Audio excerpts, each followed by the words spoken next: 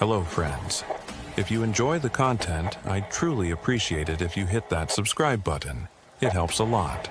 Also, don't forget to leave a like and share your thoughts in the comments.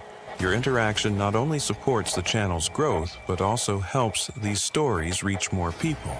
Thank you all for being here. Where are you watching from? Let me know in the comments.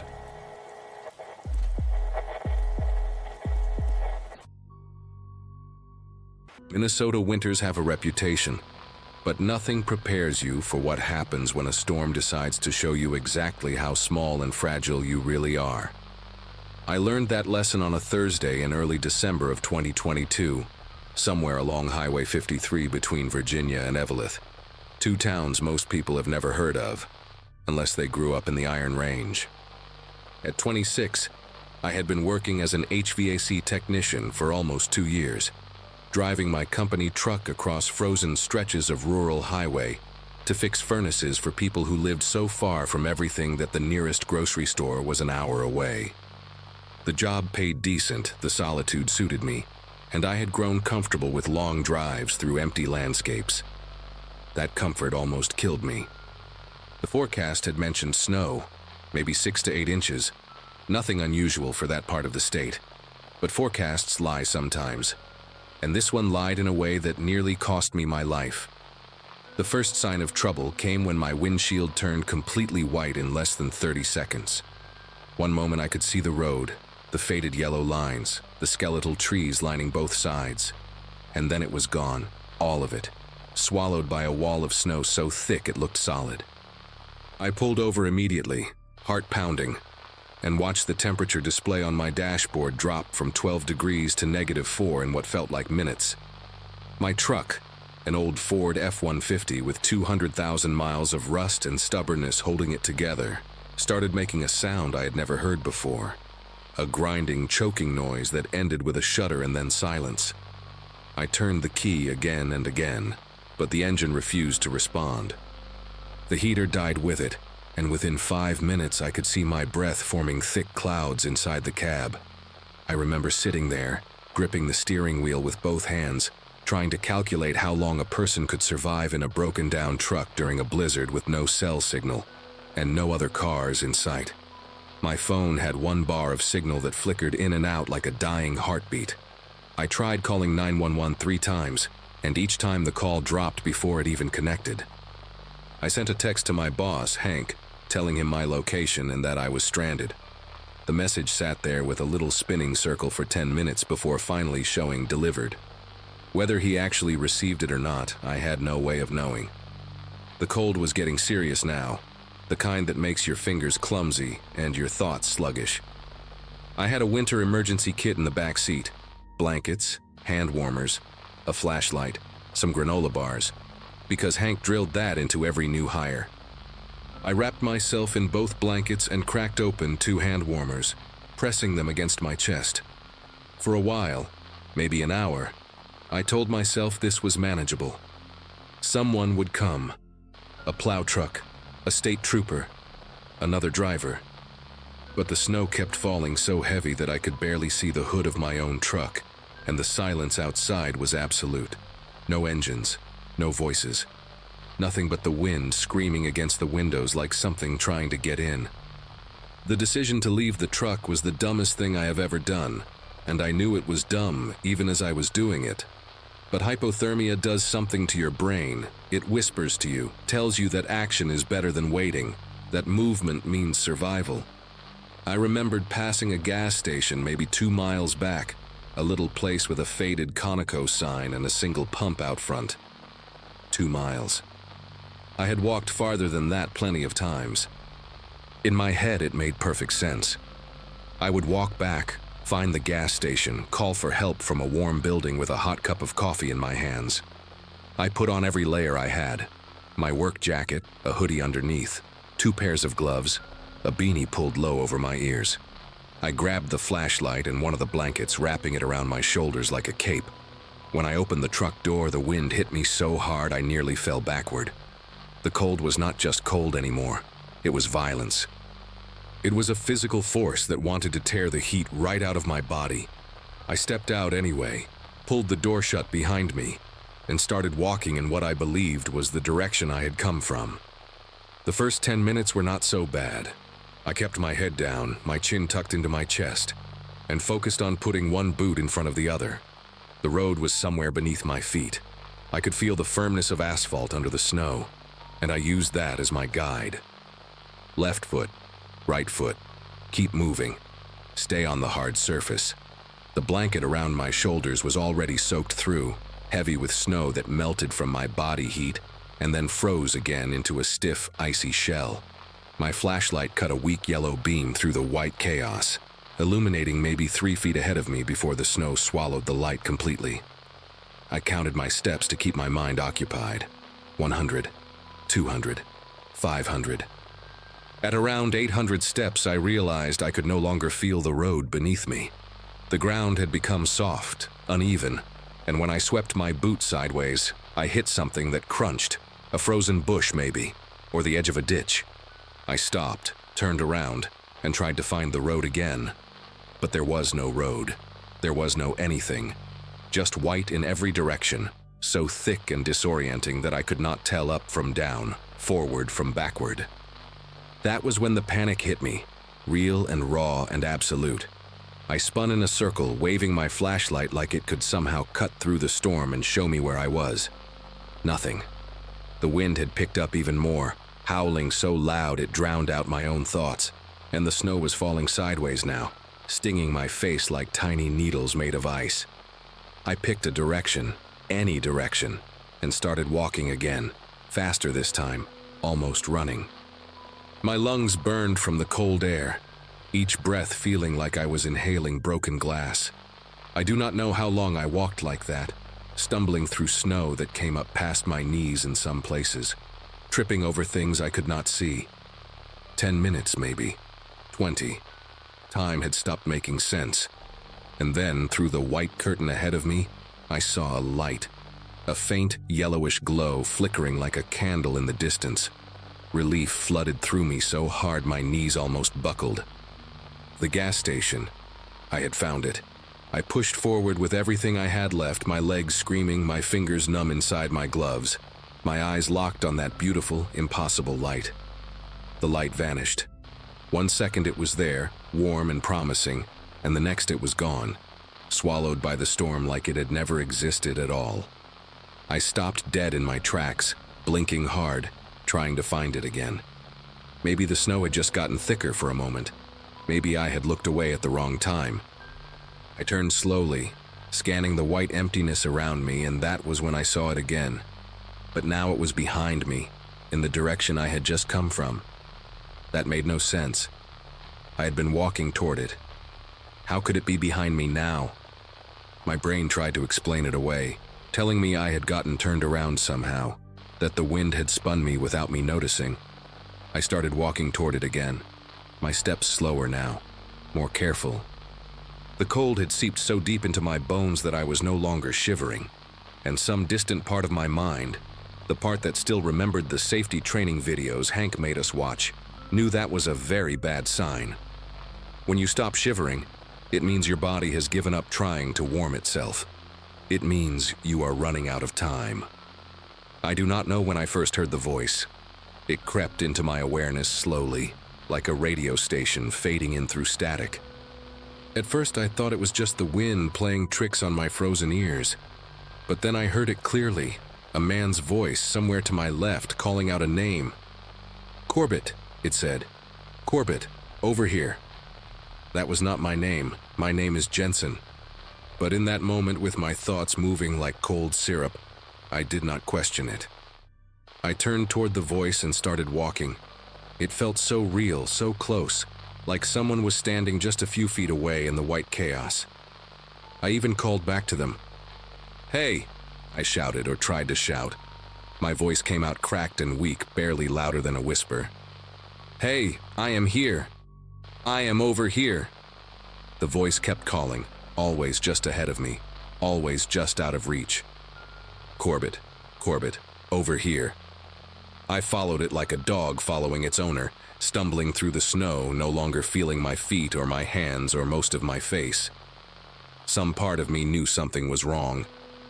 Some part of me was screaming that there was no one out there, that I was alone, that my brain was breaking down from the cold. But that voice was the only thing I had left to hold on to, and I could not let it go. The next part is hard to explain because it did not feel like it was happening to me. It felt like I was watching myself from somewhere outside my own body, floating a few feet above this stumbling, frozen man who used to be Jensen from Duluth. The voice had stopped calling for Corbett, and now it was talking directly to me, asking me questions, telling me things, having a full conversation like we were old friends catching up over beers. I answered it. I know I did because my throat was raw afterward, scraped dry from all the talking. I cannot remember most of what we discussed. Fragments come back to me sometimes, in dreams that jolt me awake covered in sweat. Something about my father, who died when I was 19. Something about a girl I dated in high school, Melissa Hartman, who I had not thought about in years. The voice knew things about me, personal things, and at the time that seemed perfectly normal. Of course it knew. Of course this stranger in the storm knew about the time I crashed my bike into a mailbox when I was 7, or the night I cried in my truck after my dad's funeral because I could not cry in front of my mom. It all made sense in the way that dreams make sense. Logical until you wake up and realize none of it was real. At some point I got hot. That sounds insane given the circumstances, but I remember the heat washing over me like I had stepped into a sauna. My jacket felt suffocating. My hoodie underneath like a wool blanket wrapped too tight. I needed to get them off. I needed air on my skin.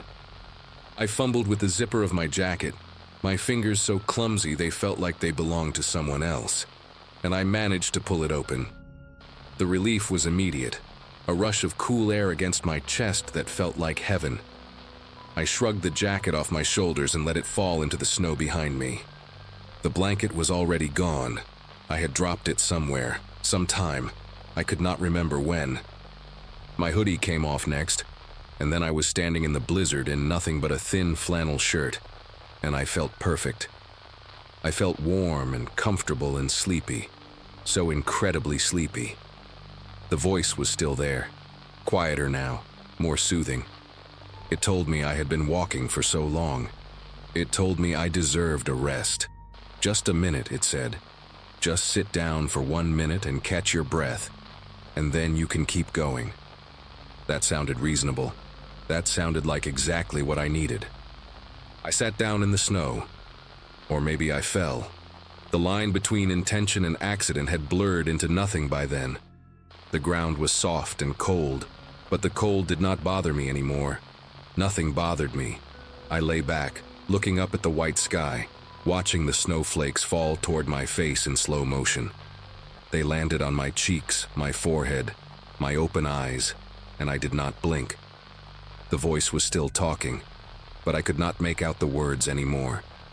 It had become a hum, a gentle lullaby wrapping around me like a warm blanket.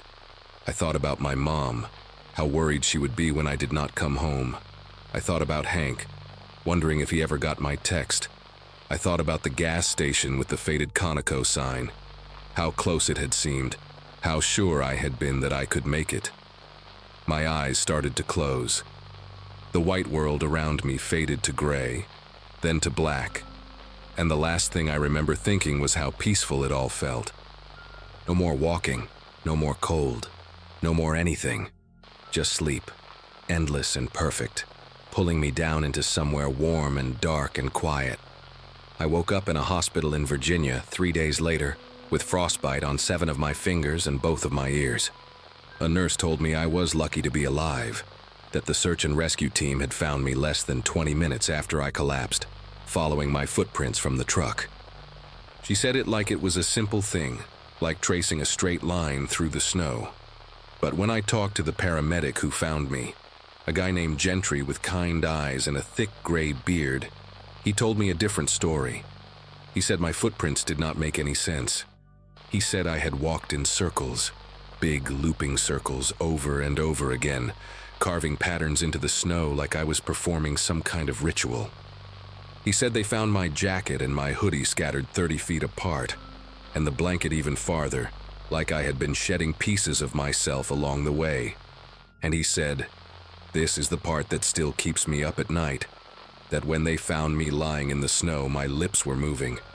I was talking to someone who was not there, having a full conversation, gesturing with my frozen hands like I was making a point in an argument. He asked me who I was talking to. I told him I did not remember. That was a lie. I remember exactly who I was talking to. I just do not know how to explain that the voice sounded exactly like my father, dead for 7 years, telling me it was okay to rest, that he would stay with me until I fell asleep. The doctors told me I lost the tips of 2 fingers on my left hand, the pinky and the ring finger just above the first knuckle. My ears healed eventually, though the left one still gets numb in cold weather and probably always will. I spent 2 weeks in that hospital, most of it hooked up to machines that beeped every few seconds and drove me half crazy. My mom drove up from Iowa the day after they found me and did not leave my side until I was discharged. She cried a lot, which made me cry, which made her cry more. Hank came to visit twice, brought me a card signed by everyone at the company, and told me my job would be waiting whenever I was ready. I went back to work 3 months later, but I do not take the rural routes anymore. I stay in Duluth now, fixing furnaces in apartment buildings and office complexes, places where the nearest gas station is a 5-minute walk and cell service never drops. Some of my co-workers think I got soft. Maybe I did. I do not care. I know what waits out there in the empty places when the cold decides to show you what you really are. I still think about that day more than I would like to admit. Sometimes when I am falling asleep at night, I hear the wind howling and I am back in that white emptiness, following a light that does not exist toward a voice that should not be there. I talked to a therapist about it for a while. She said the hallucinations were a normal response to severe hypothermia, that my brain was shutting down and pulling up memories to keep me company while it happened. That makes sense. That is the scientific explanation, and I believe it. But there is another part of me, a small and stubborn part that I cannot quite silence, that wonders how a dying brain could know exactly what my father's voice sounded like, how it could remember the specific way he used to say my name, the cadence of his words, the warmth underneath his tone. The doctors say I was alone out there in the snow, walking in circles, talking to nobody. And I am sure they are right. I am sure of it. But sometimes, late at night, when the house is quiet and the winter wind rattles my windows, I am not so sure anymore. I am not sure at all.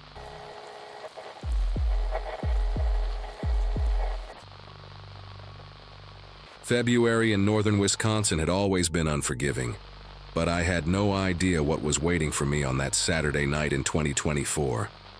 My name is Connor Aldrich, and at the time I had just wrapped up my 10th year working as a site supervisor for a construction company based out of Ashland.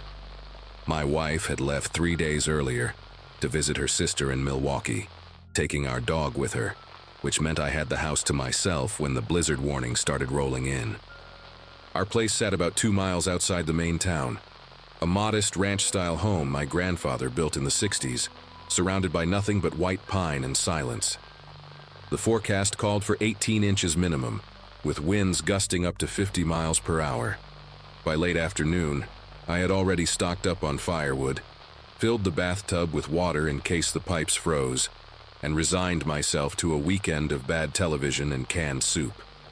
The snow began falling around 4 in the afternoon, gentle at first, almost peaceful, before transforming into something violent and horizontal by nightfall. By 9 that evening, I could barely see the outline of my own mailbox from the living room window, and that mailbox stood maybe 30 feet from the house. The wind screamed through the trees with a sound like freight trains, and every few minutes I heard branches cracking somewhere in the darkness, snapping under the weight of ice and snow. I had the fireplace going strong, a Packers game playing on low volume, and a half-finished beer warming in my hand. The power had flickered twice already but held steady, which felt like a small miracle given how the storm was raging outside. My phone showed no service, not unusual out here during bad weather, when the cell towers got overwhelmed or damaged. I remember feeling grateful that I had nowhere to be. No reason to venture out into that white chaos. The isolation felt comfortable, even cozy, the way it does when you know you are safe inside while nature throws its worst tantrum just beyond your walls.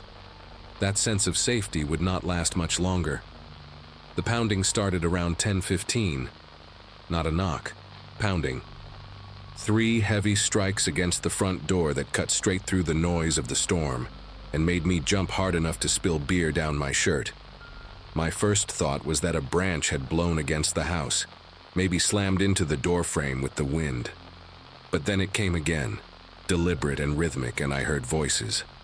Muffled, barely audible over the howling gusts, but definitely human voices calling out from my front porch. I muted the television and stood there in the sudden silence of my living room, heart beating fast, trying to make sense of what I was hearing. Nobody should have been out in that storm. The roads had been closed since 7. The county sheriff had announced it on the radio, and my driveway alone was a quarter mile of unplowed gravel that would have buried any normal vehicle up to its axles. I grabbed the baseball bat I kept by the coat closet, an old Louisville Slugger from my high school days, and approached the door slowly, keeping to the side of the window. Through the frosted glass panel beside the door, I could make out 2 figures standing on my porch, bundled in dark clothing with bright strips of reflective material on their shoulders and chests. One of them leaned close to the door and shouted something I could not quite hear, then pounded again. 3 more strikes that rattled the door in its frame.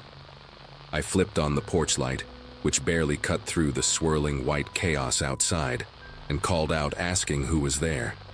A man's voice came back, loud and insistent, identifying himself as emergency services and saying I needed to evacuate immediately. He said something about structural collapse risks, that the county had issued mandatory evacuations for this area, that I needed to come with them right now. The woman beside him nodded vigorously, her face half hidden behind a scarf, and pointed toward the darkness behind them where I assumed their vehicle must have been parked. Something about the whole scene made the hair on my arm stand straight up, though I could not have told you exactly why in that moment.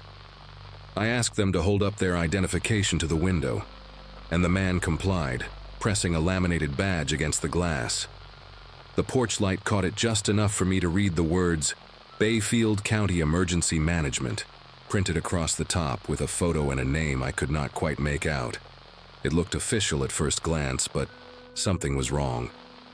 The badge had no hologram, no embossed seal, nothing that matched the credentials I had seen on actual county workers who came through our construction sites for inspections. The photo seemed slightly off-center, printed on regular paper and slipped into a plastic sleeve you could buy at any office supply store. I looked past him toward where their vehicle should have been, and saw only a dark shape maybe 50 feet back. No flashing lights, no emergency markings, just what looked like a regular pickup truck with the headlights off. Real rescue teams would have arrived in marked vehicles with strobes blazing, especially in conditions this bad. Real rescue teams would have called ahead using emergency broadcast systems or knocked on doors with police escort. These 2 had appeared out of nowhere in the middle of a blizzard with homemade badges and a civilian truck, telling me I needed to leave my warm house immediately. The man started talking faster when I did not open the door, his voice taking on an edge of frustration that did not sound like concern for my safety. He said the roof could cave in any minute, that 3 other houses in the area had already collapsed, that I was putting myself in serious danger by staying inside. The woman chimed in, saying they had a warming shelter set up at the community center, and that I needed to come now, right now. There was no time to wait. I noticed she kept glancing to her left, back toward that dark truck, like she was checking on something or someone. I told them I appreciated the warning, but my house was solid, built to withstand Wisconsin winters for 60 years, and I would take my chances. The man's whole demeanor changed then. He leaned closer to the door, close enough that I could see his breath fogging up the glass, and said in a lower voice that they could not leave me here, that they had orders to bring everyone out, that I needed to open the door so they could explain the situation properly. He said the word orders like it meant something, like I should be impressed or intimidated. I tightened my grip on the bat and told them I was not going anywhere. That was when the woman spoke up again, and what she said sent a chill straight through me that had nothing to do with the cold.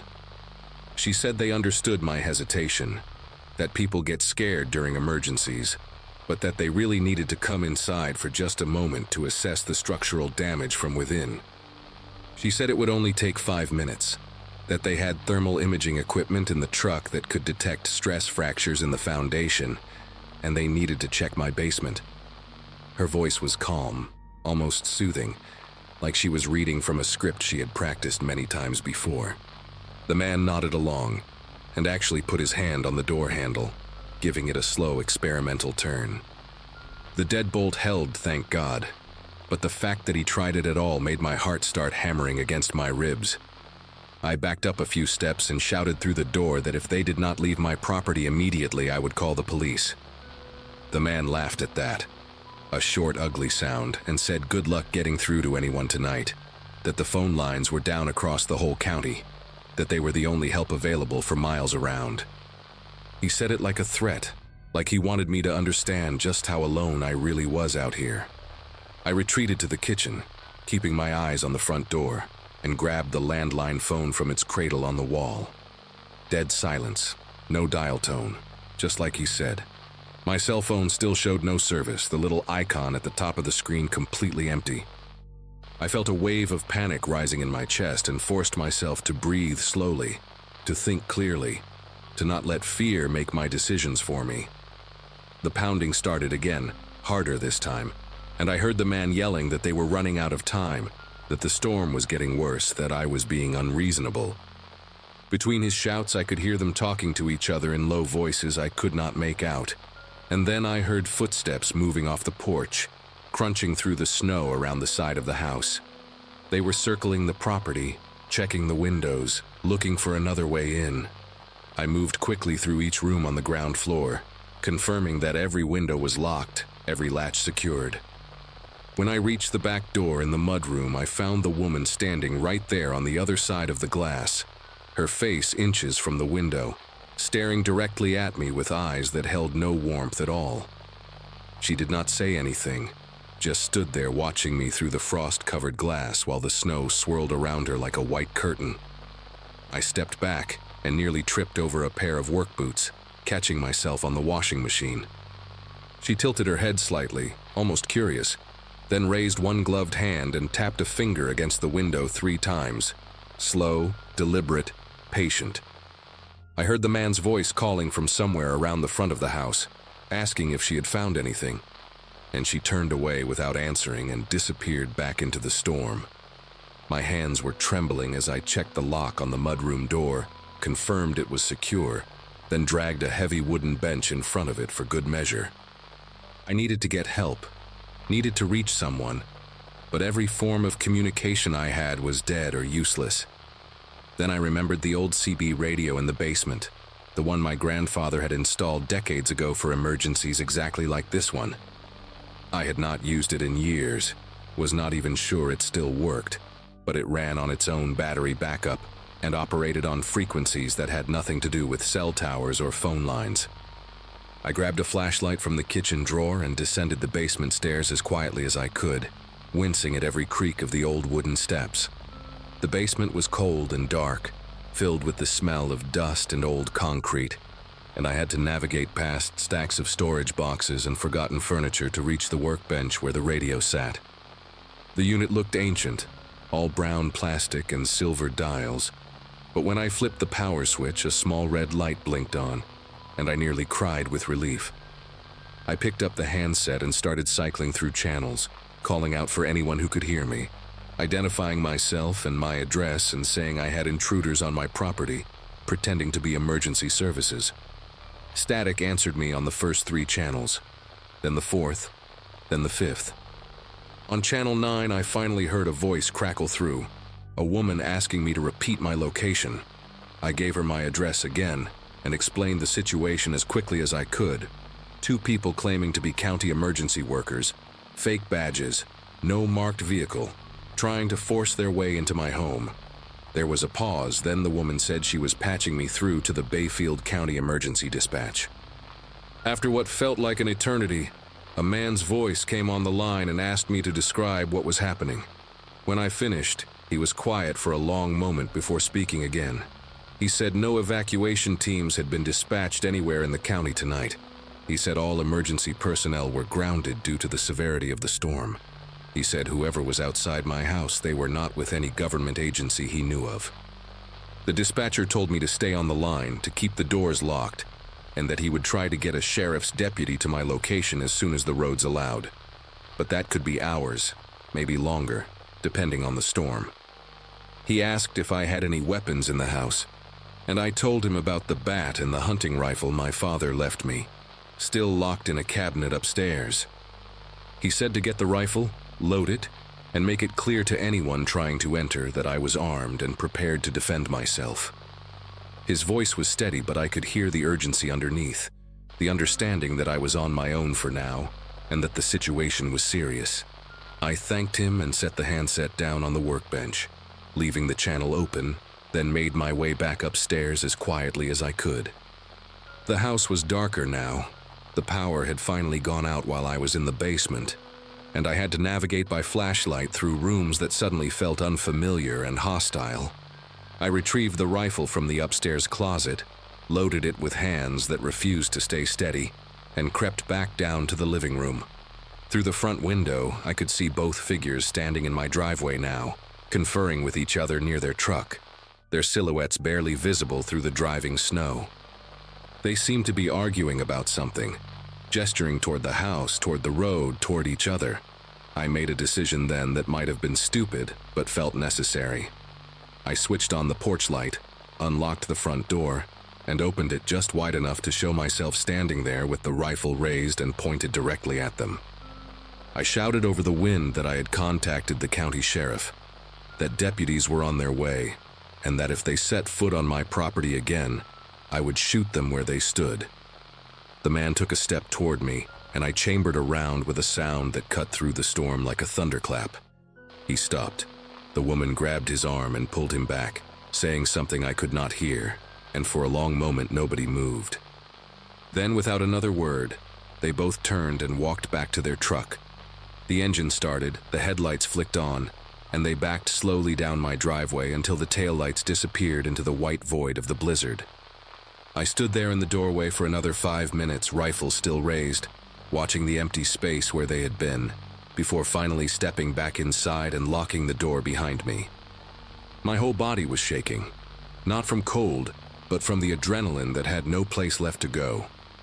The sheriff's deputy did not arrive until almost 6 in the morning, after the worst of the storm had passed and the plows had managed to clear the main roads. His name was Russell Engel, a broad-shouldered man in his 50s with a gray mustache and tired eyes that suggested he had been dealing with emergencies all night. I showed him the footprints around my house, though the snow had filled most of them in, and described everything that had happened in as much detail as I could remember. He took notes without interrupting, nodding occasionally, his expression growing darker as the story went on. When I finished, he told me I was not the first call he had received that night. 2 other homes in isolated parts of the county had reported similar encounters. Strangers claiming to be emergency workers, insisting residents evacuate immediately, becoming aggressive when refused entry. One elderly woman had actually opened her door, and by the time a neighbor checked on her the next day, her house had been stripped of valuables and she was found locked in her own basement, dehydrated but alive. Deputy Engel said they were working with state police to identify the suspects, that the fake badges and the pickup truck matched descriptions from the other incidents, but so far no arrests had been made. He gave me his card and told me to call if I remembered anything else or if the strangers came back. They never did come back, at least not to my house. 6 weeks later, I read in the local paper that 2 people had been arrested in connection with a string of burglaries targeting rural homes during severe weather events. Their method was always the same: wait for a major storm, cut phone lines if possible, show up in fake emergency gear, and convince people to leave their homes unprotected.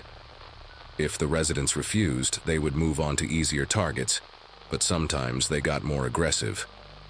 The article did not show their faces, but it mentioned a man and a woman in their late 30s, both with prior convictions for theft and fraud. I never found out for certain if they were the same pair who stood on my porch that night, but I believe they were. My wife came home 2 days after the storm and I told her everything, and for months afterwards she refused to stay in the house alone. We installed a security system that spring, added motion sensor lights around the entire property, and I taught her how to use the CB radio just in case. Every time a big storm rolls through now, I find myself checking the locks twice, 3 times, listening for footsteps on the porch, watching the driveway for headlights that should not be there. I know I did the right thing by not opening that door, but some nights I still lie awake wondering what would have happened if I had. What they would have done, where I would have ended up. The storm outside passes eventually, but that question never really goes away.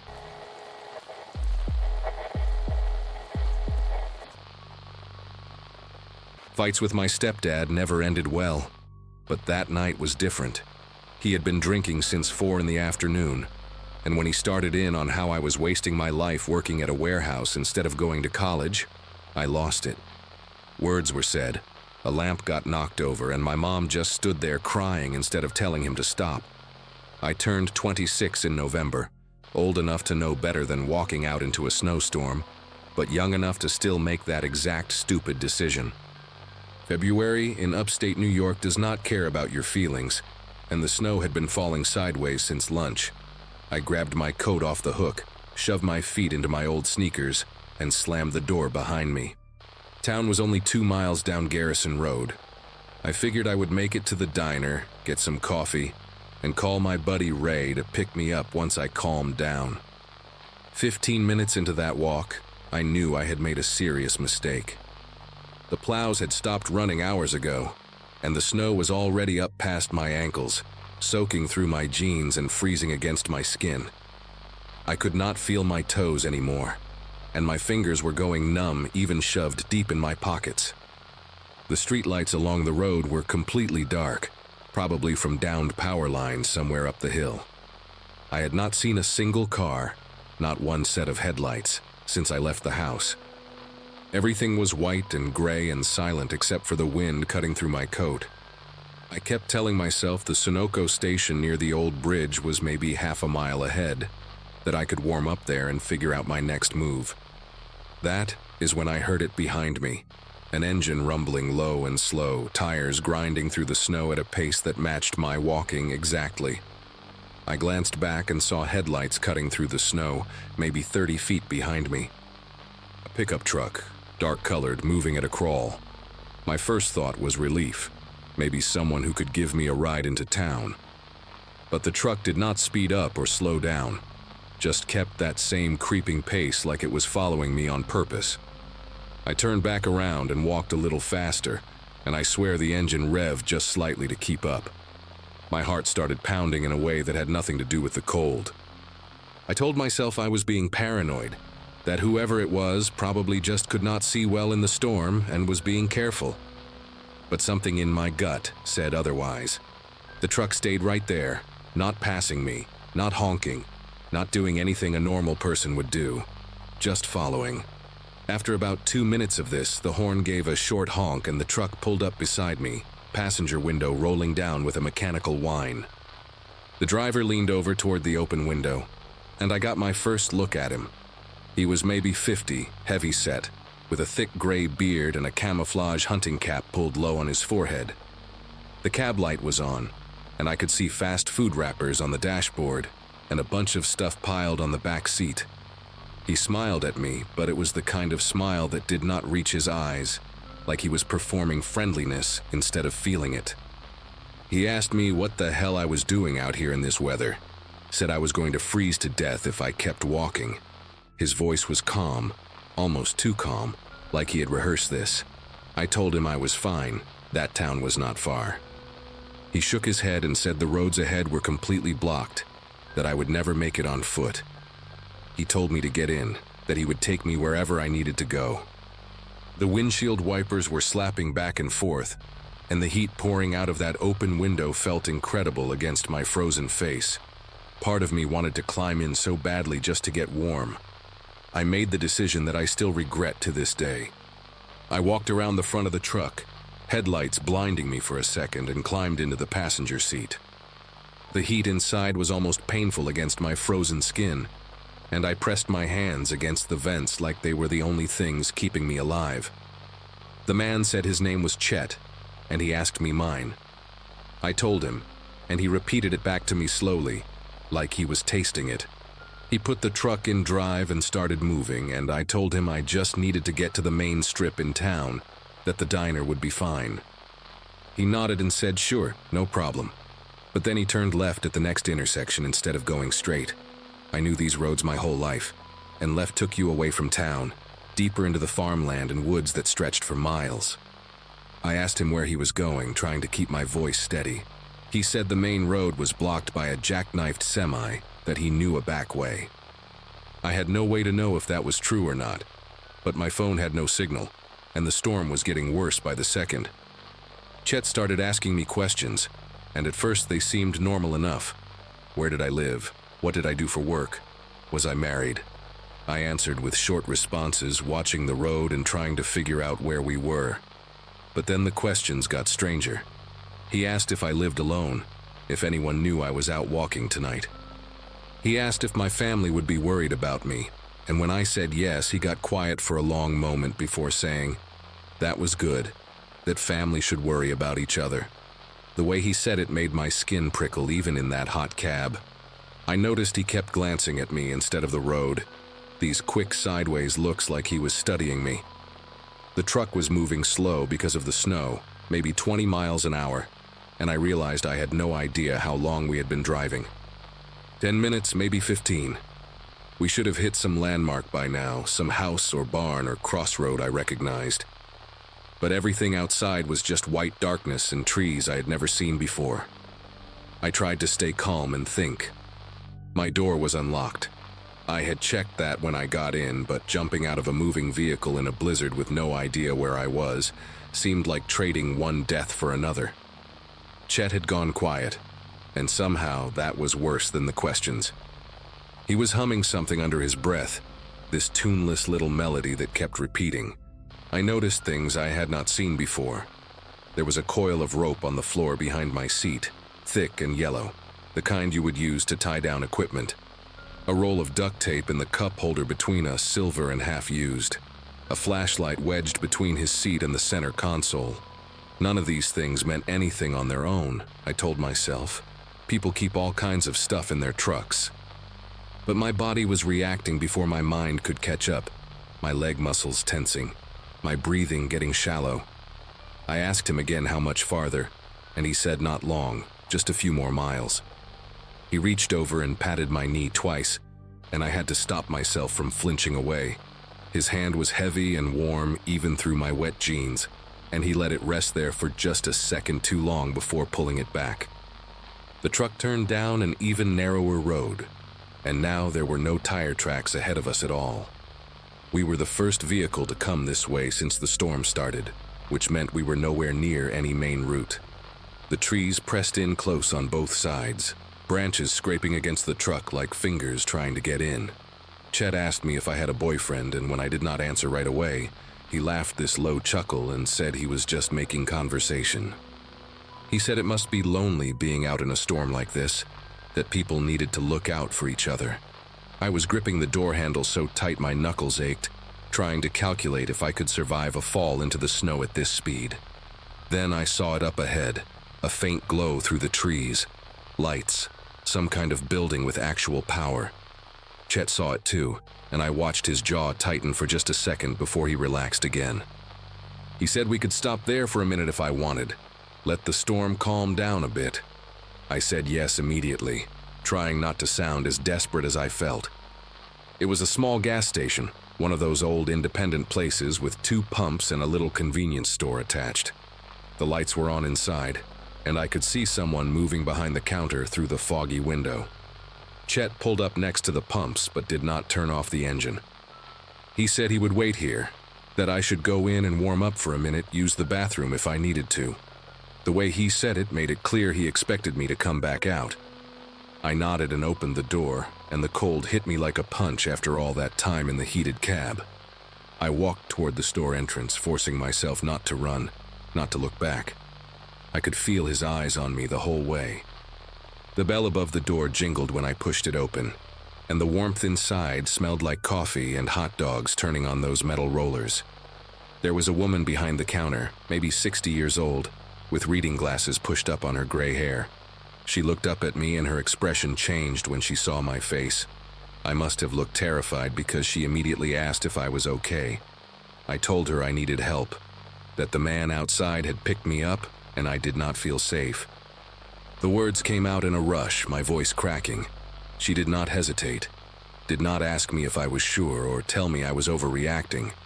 She just reached under the counter and pulled out a cordless phone, then pointed to a door behind the chip display and told me to go back there and stay put.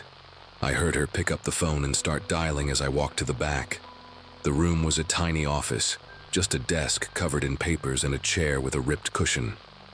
There was a small window near the ceiling, and I looked out and could see the truck still sitting there. Engine running, exhaust rising white into the storm. Chet was not looking at the store. He was looking down at something in his lap, maybe his phone. I waited there in that cold little room, shaking from more than just the temperature, watching that truck and praying he would not come inside looking for me. 5 minutes passed, then 10. The woman came to the door and told me she had called the sheriff, that someone was on the way even though it might take a while because of the roads. She asked if I wanted coffee, and I almost started crying at how kind she was being. I kept watching through that little window. Chet just sat there in his truck for what felt like forever. Engine still running, wipers still going. Then, after maybe 15 minutes, I saw the cab light come on. He was looking toward the store now, and even from that distance and through the snow, I could tell he was not happy. He sat there another minute or two, just staring at the building, and I stepped back from the window even though I knew he probably could not see me. Then the brake lights flashed. He put the truck in reverse and he pulled out of the lot. I watched those red taillights disappear into the white until I could not see them anymore. My legs gave out and I sat down hard on that old office chair. And that is when I finally let myself cry. The sheriff's deputy arrived about 40 minutes later, a younger guy named Whelan, who took my statement and drove me home himself. He told me they would look into it, try to find a truck matching that description. I gave him every detail I could remember, the camouflage hat, the gray beard, the fast food wrappers, the yellow rope, all of it. He nodded and wrote everything down, but I could tell from his face that he was not hopeful. A dark pickup truck in rural New York in winter. That could be half the county. They never found him, as far as I know. I called the sheriff's office a few times over the next month, but there were no leads, no similar reports, nothing. Sometimes I wonder if Chet was even his real name. I think about that night more than I should, especially when it snows. I think about what would have happened if that gas station had lost power like everywhere else, if there had been no lights to see through the trees. I think about where that road was taking me, and I know in my gut I was not meant to reach the end of it. The woman at the gas station, her name was Beverly, and I went back a week later to thank her properly. She told me I did the right thing trusting my instincts, that too many people ignore that voice in their head telling them something is wrong. I have not ignored it since.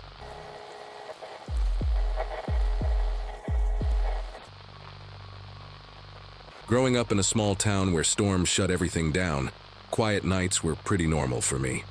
That winter, I was 17, and spending the day stuck at home because the roads had already turned into thick white tunnels by mid-afternoon. My mom was working an overnight shift at a clinic 2 towns away, and my older brother was visiting friends out of state, so I had the house to myself. I planned to ride out the storm watching movies and reheating leftovers. Nothing more ambitious than that. The wind kept rattling the siding in these long, uneven bursts that made the whole place feel older than it really was. I remember checking the weather app every hour, mostly out of habit, watching the alerts pile up like warnings I didn't think I needed to take seriously. For most of the evening, the storm felt like the biggest thing I'd have to deal with. The knocking started sometime after the sun disappeared behind a wall of snow. It wasn't a quick tap or something you'd blame on a loose branch. It came in firm, spaced-out beats, like the person wanted to make sure I heard every single one. At first, I thought maybe a neighbor needed help, even though nobody ever walks around during one of our blizzards unless something's truly wrong. When I peeked through the side window next to the door, a man stood on the porch wearing a food delivery jacket, bright red with a reflective stripe across the chest, the kind you'd notice even in bad weather. He held a takeout bag that sagged on one side, like whatever was inside had shifted too many times. He wasn't shivering, even though the wind was blowing straight at him. When he saw me behind the curtain, he lifted the bag a little and tilted his head, waiting. He called out that he had a delivery for the emergency order placed from this address. His voice carried oddly well through the storm, as if the wind pushed it right up against the glass. I told him I hadn't ordered anything and that no restaurants were running deliveries because of the road closures. He didn't argue. He just said the order came from inside my house, like he was repeating a line someone had coached him to say. The way he stood didn't match the cold at all. He kept his shoulders relaxed, one hand in his pocket like he was waiting at a bus stop instead of standing knee-deep in snow. Something about that calmness in weather that brutal made the air in the room feel heavier. I told him again through the door that he had the wrong place. He didn't move. He didn't respond. He just lowered the bag slowly, as if testing my reaction. Then he stepped off the porch. For a second, I thought he was leaving, but he veered toward the side of the house instead of heading back down the driveway. His boots pressed deep into the untouched snow, leaving sharp impressions that the wind hadn't had time to cover. I heard the crunching get closer to the living room windows, and the shape of his jacket brushed past the edge of the blinds. He didn't knock anymore. He just circled, pausing at each window like he was checking for weak points. I turned off every light I could reach, hoping darkness would make him go away, but the sound of his steps kept drifting from one side of the house to the other. At one point, something tapped lightly against the kitchen window, not loud enough to break anything, but deliberate enough that I knew exactly who it was. The storm outside felt easier to handle than whatever was walking around my house. For a long stretch, the only thing I could hear was the wind pushing against the walls and the faint scrape of his boots shifting positions. I stayed crouched near the hallway, where I could see parts of the house without being visible from any window. My phone kept losing signal, so every attempt to call my mom or the non-emergency line ended in a frozen screen or a dropped connection. The outage made the house unnervingly quiet between gusts, the kind of silence where every small noise snaps into focus. At one point, I thought he had finally left because the footsteps stopped completely. I waited a full 10 minutes before poking my head toward the living room window. That's when I noticed a shadow near the far corner of the porch, still as a statue. I couldn't make out his face, but the reflective stripe across his jacket caught a bit of light from my neighbor's generator, just enough to show he was still out there. The storm kept intensifying, which made his persistence even stranger. No normal delivery driver or anyone with common sense would have stayed outside in weather like that unless something was seriously wrong. Every so often he'd test another window, never forcefully, just these soft, methodical taps or a brief rattle of the frame. It felt like he was studying the house more than trying to get my attention. I remember gripping the edge of the wall so hard my fingers went numb, trying to listen past the sound of my own breathing. I didn't dare move to another room. It felt like shifting around might somehow encourage him. When the tapping reached the dining room window, I heard him mutter something too low to understand, like he was repeating directions to himself. Eventually, I managed to get a single text out to the sheriff's office. Nothing fancy, just my address, and the fact that someone was trying to get inside. I never got a confirmation that it sent, but it was the only thing I could think to do. Minutes after that, the sounds outside changed. Instead of tapping or footsteps, there was this dragging noise along the outer wall, almost like he was brushing the takeout bag along the siding. When it reached the back door, something nudged the metal just hard enough to shake it in the frame. That door had always been sturdy, but hearing it shift even a little made my chest tighten in a way I still remember clearly. I sat there with my knees pulled in, watching the shadows move across the kitchen floor whenever the wind changed direction. What scared me most was how patient he seemed. He never shouted, never banged, never acted like someone frustrated by being ignored. It felt like he had all night to wait me out. The blizzard kept covering his earlier tracks, but every time he circled the property, he carved a new path into the snow.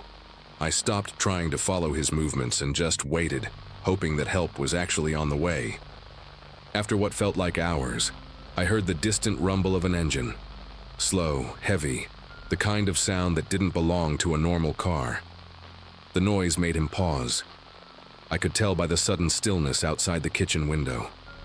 For the first time since he arrived, he stepped back, retreating toward the edge of the yard. I didn't move until the engine grew loud enough to shake the floorboards. 2 deputies showed up in a patrol truck outfitted for heavy snow, their headlights cutting long, pale arcs across the yard. When they got out, the man in the delivery jacket didn't run, not right away. He lingered near the tree line as if weighing his options, the takeout bag still hanging loosely from his hand. One of the deputies called out to him, and instead of answering, he turned and disappeared into the whiteout so smoothly, it looked like the storm swallowed him whole. They didn't bother chasing him. Visibility was too poor, and they were more focused on checking the house and making sure I was all right. When I opened the door for them, the blast of cold air felt almost unreal after so many hours of being trapped in that dim, silent house. They walked the perimeter while I waited just inside the entryway, watching their flashlights sweep across the snow. The storm had buried most of the earlier footprints, but a few deeper impressions showed where he'd circled over and over again. The deputies noticed something else too. Prints leading up to windows I hadn't even realized he checked, including the small basement one I always forget exists. The delivery jacket bothered them immediately because they knew every restaurant for miles had shut down before the roads became impassable. One of them asked if he'd given a name or mentioned any kind of mix-up, but the only thing he ever claimed was that someone inside placed an emergency order.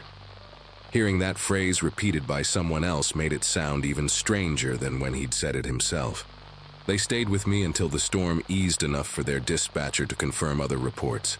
Apparently a man wearing various delivery jackets, different colors, different brands, had tried approaching several houses that night. In some of those cases, homeowners heard him trying door handles or sliding something along the window frames. Nobody had opened their doors either, mostly because nobody was expecting food in the middle of a blizzard. The deputies suspected he'd been targeting places where cars were gone or lights were low, hoping someone might panic and let him inside. Knowing it wasn't just me he approached made the whole situation feel bigger than a random misunderstanding, like he'd planned a route through the storm. By morning, the snow had settled, and the world outside looked clean and untouched, as if nothing had happened. But their tire tracks and the faint remains of his footprints were enough to remind me otherwise. The sheriff's office never caught him, at least not that I ever heard. Still, after that night my mom replaced every lock, added motion lights, and had me keep the house phone plugged in at all times. The deputies told us I'd done the right thing by refusing to open the door, especially with someone impersonating multiple delivery services. Even now, whenever a winter storm rolls in, I can't help glancing at the windows more than I need to, listening for sounds I hope I never hear again. Nothing like that has happened since, but the memory of that man calmly circling our house will probably stay with me for the rest of my life.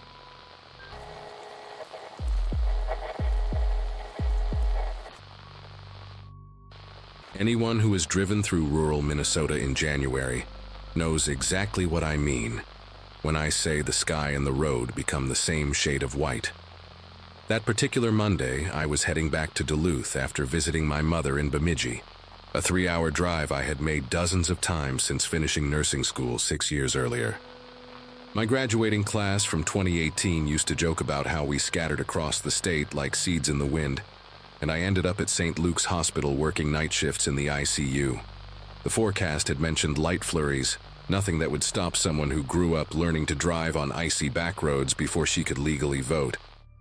I left my mother's house around 4 in the afternoon, figuring I would beat the worst of it.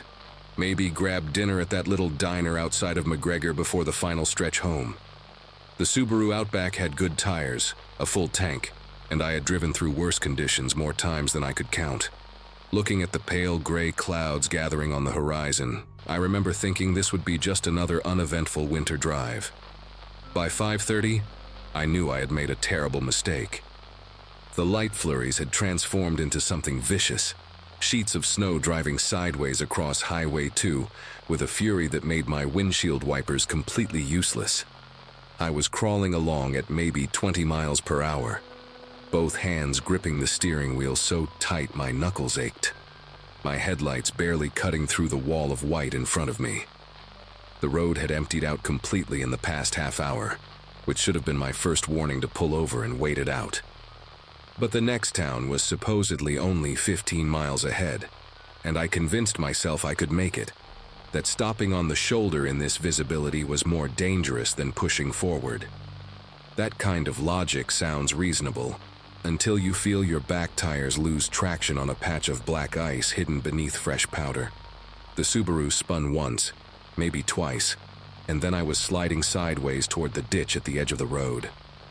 The impact with the snowbank jolted my entire body forward, and then everything went still, except for the howling wind rocking the car like it wanted to flip it over completely. I sat there for a long moment, just breathing, doing that quick mental inventory you do after an accident to make sure everything still works. Neck, spine, arms, legs, fingers, toes.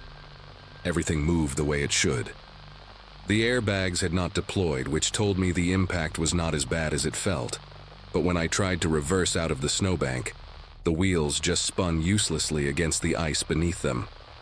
I shifted into drive, then reverse again, rocking the car back and forth the way my father taught me when I was 16. But the Subaru was wedged in at an angle that gave me no traction whatsoever. The snow was piling up against the driver's side door so fast I could watch it rising inch by inch through the window. I grabbed my phone from the cup holder and felt my chest tighten when I saw the screen. No signal, not even a single bar flickering in and out. This stretch of highway was notorious for dead zones, something I knew but had never worried about until this exact moment when it actually mattered. The temperature inside the car was already dropping, and I could see my breath forming little clouds in front of my face.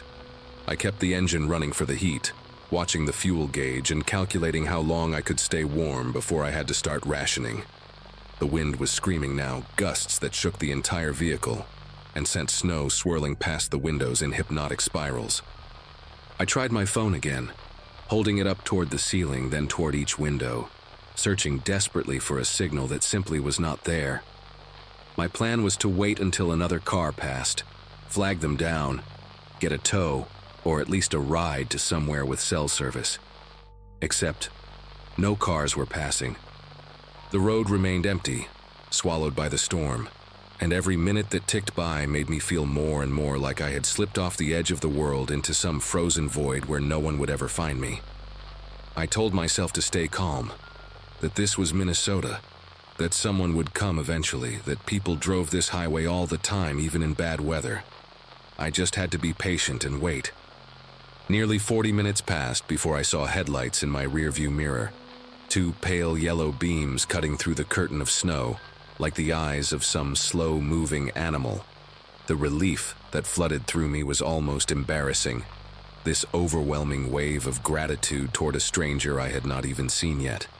The vehicle slowed as it approached, and I could make out the shape of a pickup truck, one of those older models with the extended cab and rust creeping up along the wheel wells. It pulled onto the shoulder about 20 feet behind my Subaru, hazard lights blinking orange through the white haze, and for a moment, nothing happened. I watched in my mirror as the driver's side door opened, and a figure climbed out, hunched against the wind, wearing a heavy canvas jacket the color of dried mud and a hunting cap with the ear flaps pulled down.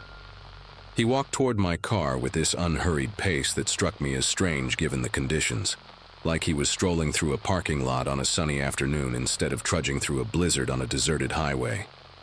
I rolled my window down about 2 inches, just enough to speak through, and the cold air that rushed in felt like needles against my face.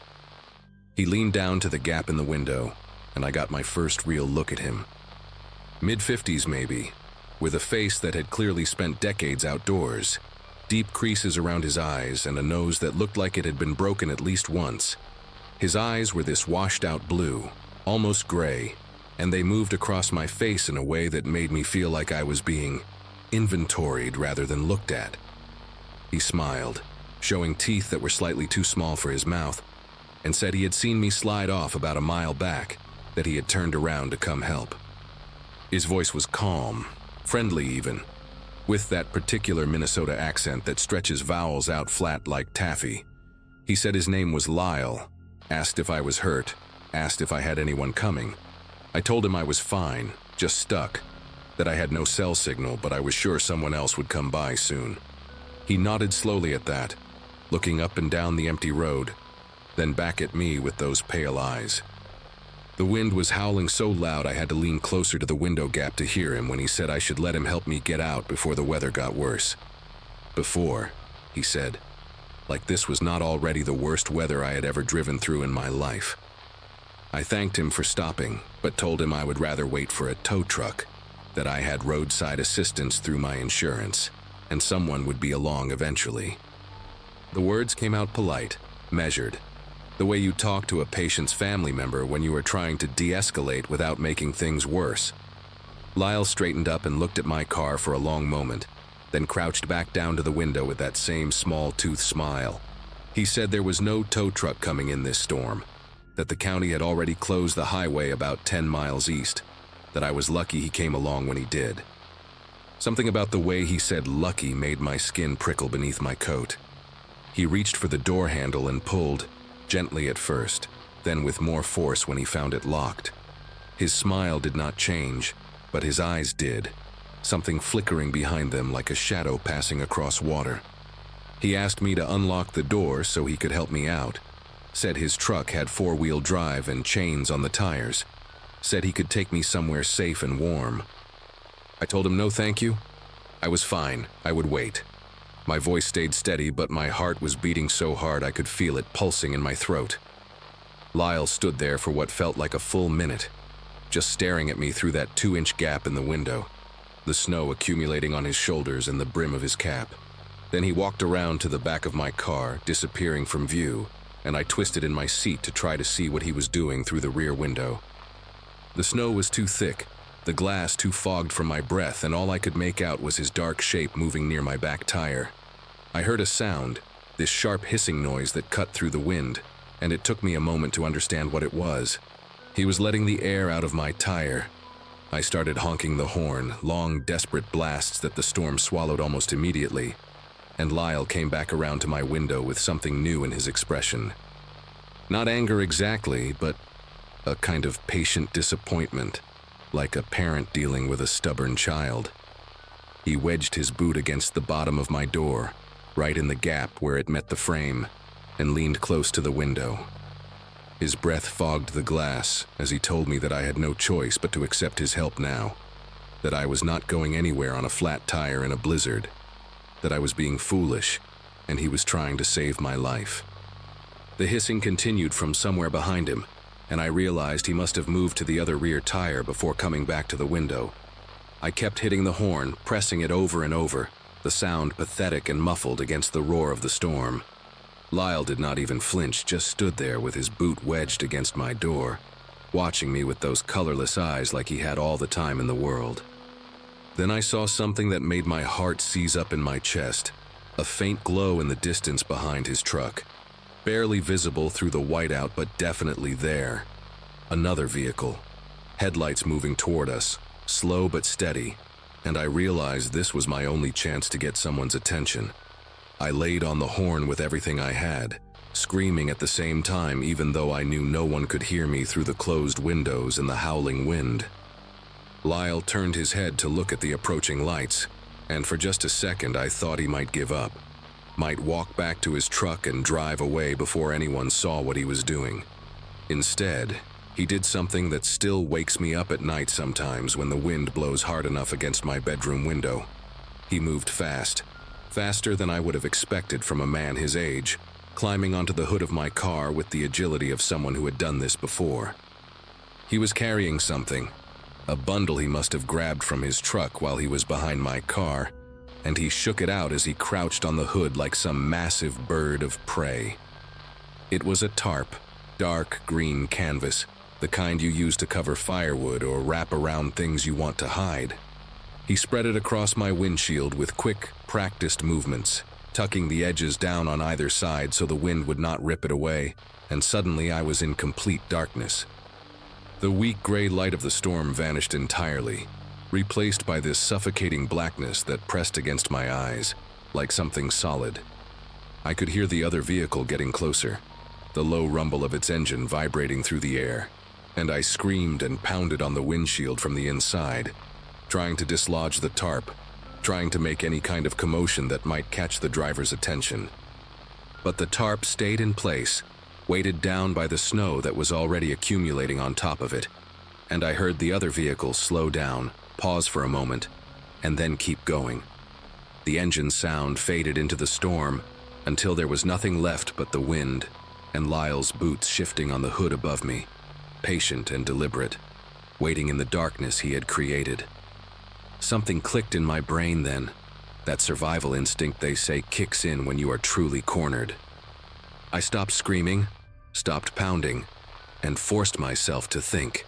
My purse was on the passenger seat, and inside it was a small canister of pepper spray my mother had given me years ago, one of those gifts you toss in your bag and forget about, until suddenly you need it more than you have ever needed anything.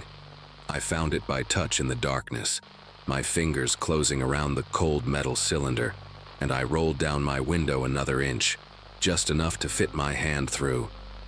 I could hear Lyle moving on the hood, probably repositioning himself to watch the window, and I knew I would only get one chance at this. When his face appeared at the gap, those pale eyes squinting down at me through the opening, I pressed the nozzle and sprayed directly into his eyes without hesitation.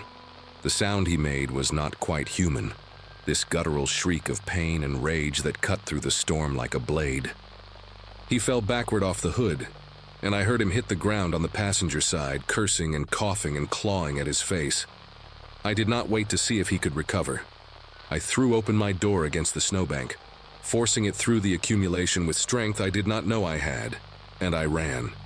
The tarp was still covering my windshield. My tires were flat, and I had no phone signal, but none of that mattered anymore. I ran toward the direction the other car had gone, stumbling through knee-deep snow, the wind tearing at my coat and my hair and my face. Behind me, I could hear Lyle screaming my way, calling me names, telling me I was going to freeze to death out here, that I needed him, that I was making a mistake. I kept running. About a quarter mile down the road, I saw lights through the snow, not moving this time, but stationary, and I realized there was a farmhouse set back from the highway that I had not noticed before. I made it to their door somehow, collapsed against it, pounded until an elderly woman opened it with a shotgun in her hands, and her husband already on the phone with the sheriff. They brought me inside, wrapped me in blankets, gave me hot coffee while I shook so hard I could barely hold the cup. The sheriff's deputy, who arrived 40 minutes later, told me they found my car exactly where I left it. Tarp still on the windshield, 2 flat tires, but no sign of Lyle or his pickup truck anywhere on that stretch of highway. That was January of 2023, almost 2 years ago now. The police never found him, never even confirmed that someone matching his description lived anywhere in the county. The elderly couple, Frank and Margie Olson, told me later that they had heard rumors over the years about a man in a brown pickup who would cruise that stretch of highway during bad storms, looking for stranded drivers. They thought it was just one of those rural legends people tell to scare teenagers into checking their tires before winter. I think about what would have happened if my mother had not given me that pepper spray, if I had not remembered it was in my purse, if I had unlocked that door when he first asked me to. I think about the other car that drove past while I was screaming in the darkness, how close help was, and how completely invisible I had become. I still drive that highway when I visit my mother, but only in daylight now, only when the forecast is clear and I always tell someone exactly when I am leaving and exactly when I should arrive. Sometimes, when I pass that spot where my car went into the snowbank, I slow down and look at the tree line, half expecting to see an old pickup truck idling there among the pines, waiting for the next storm to roll in.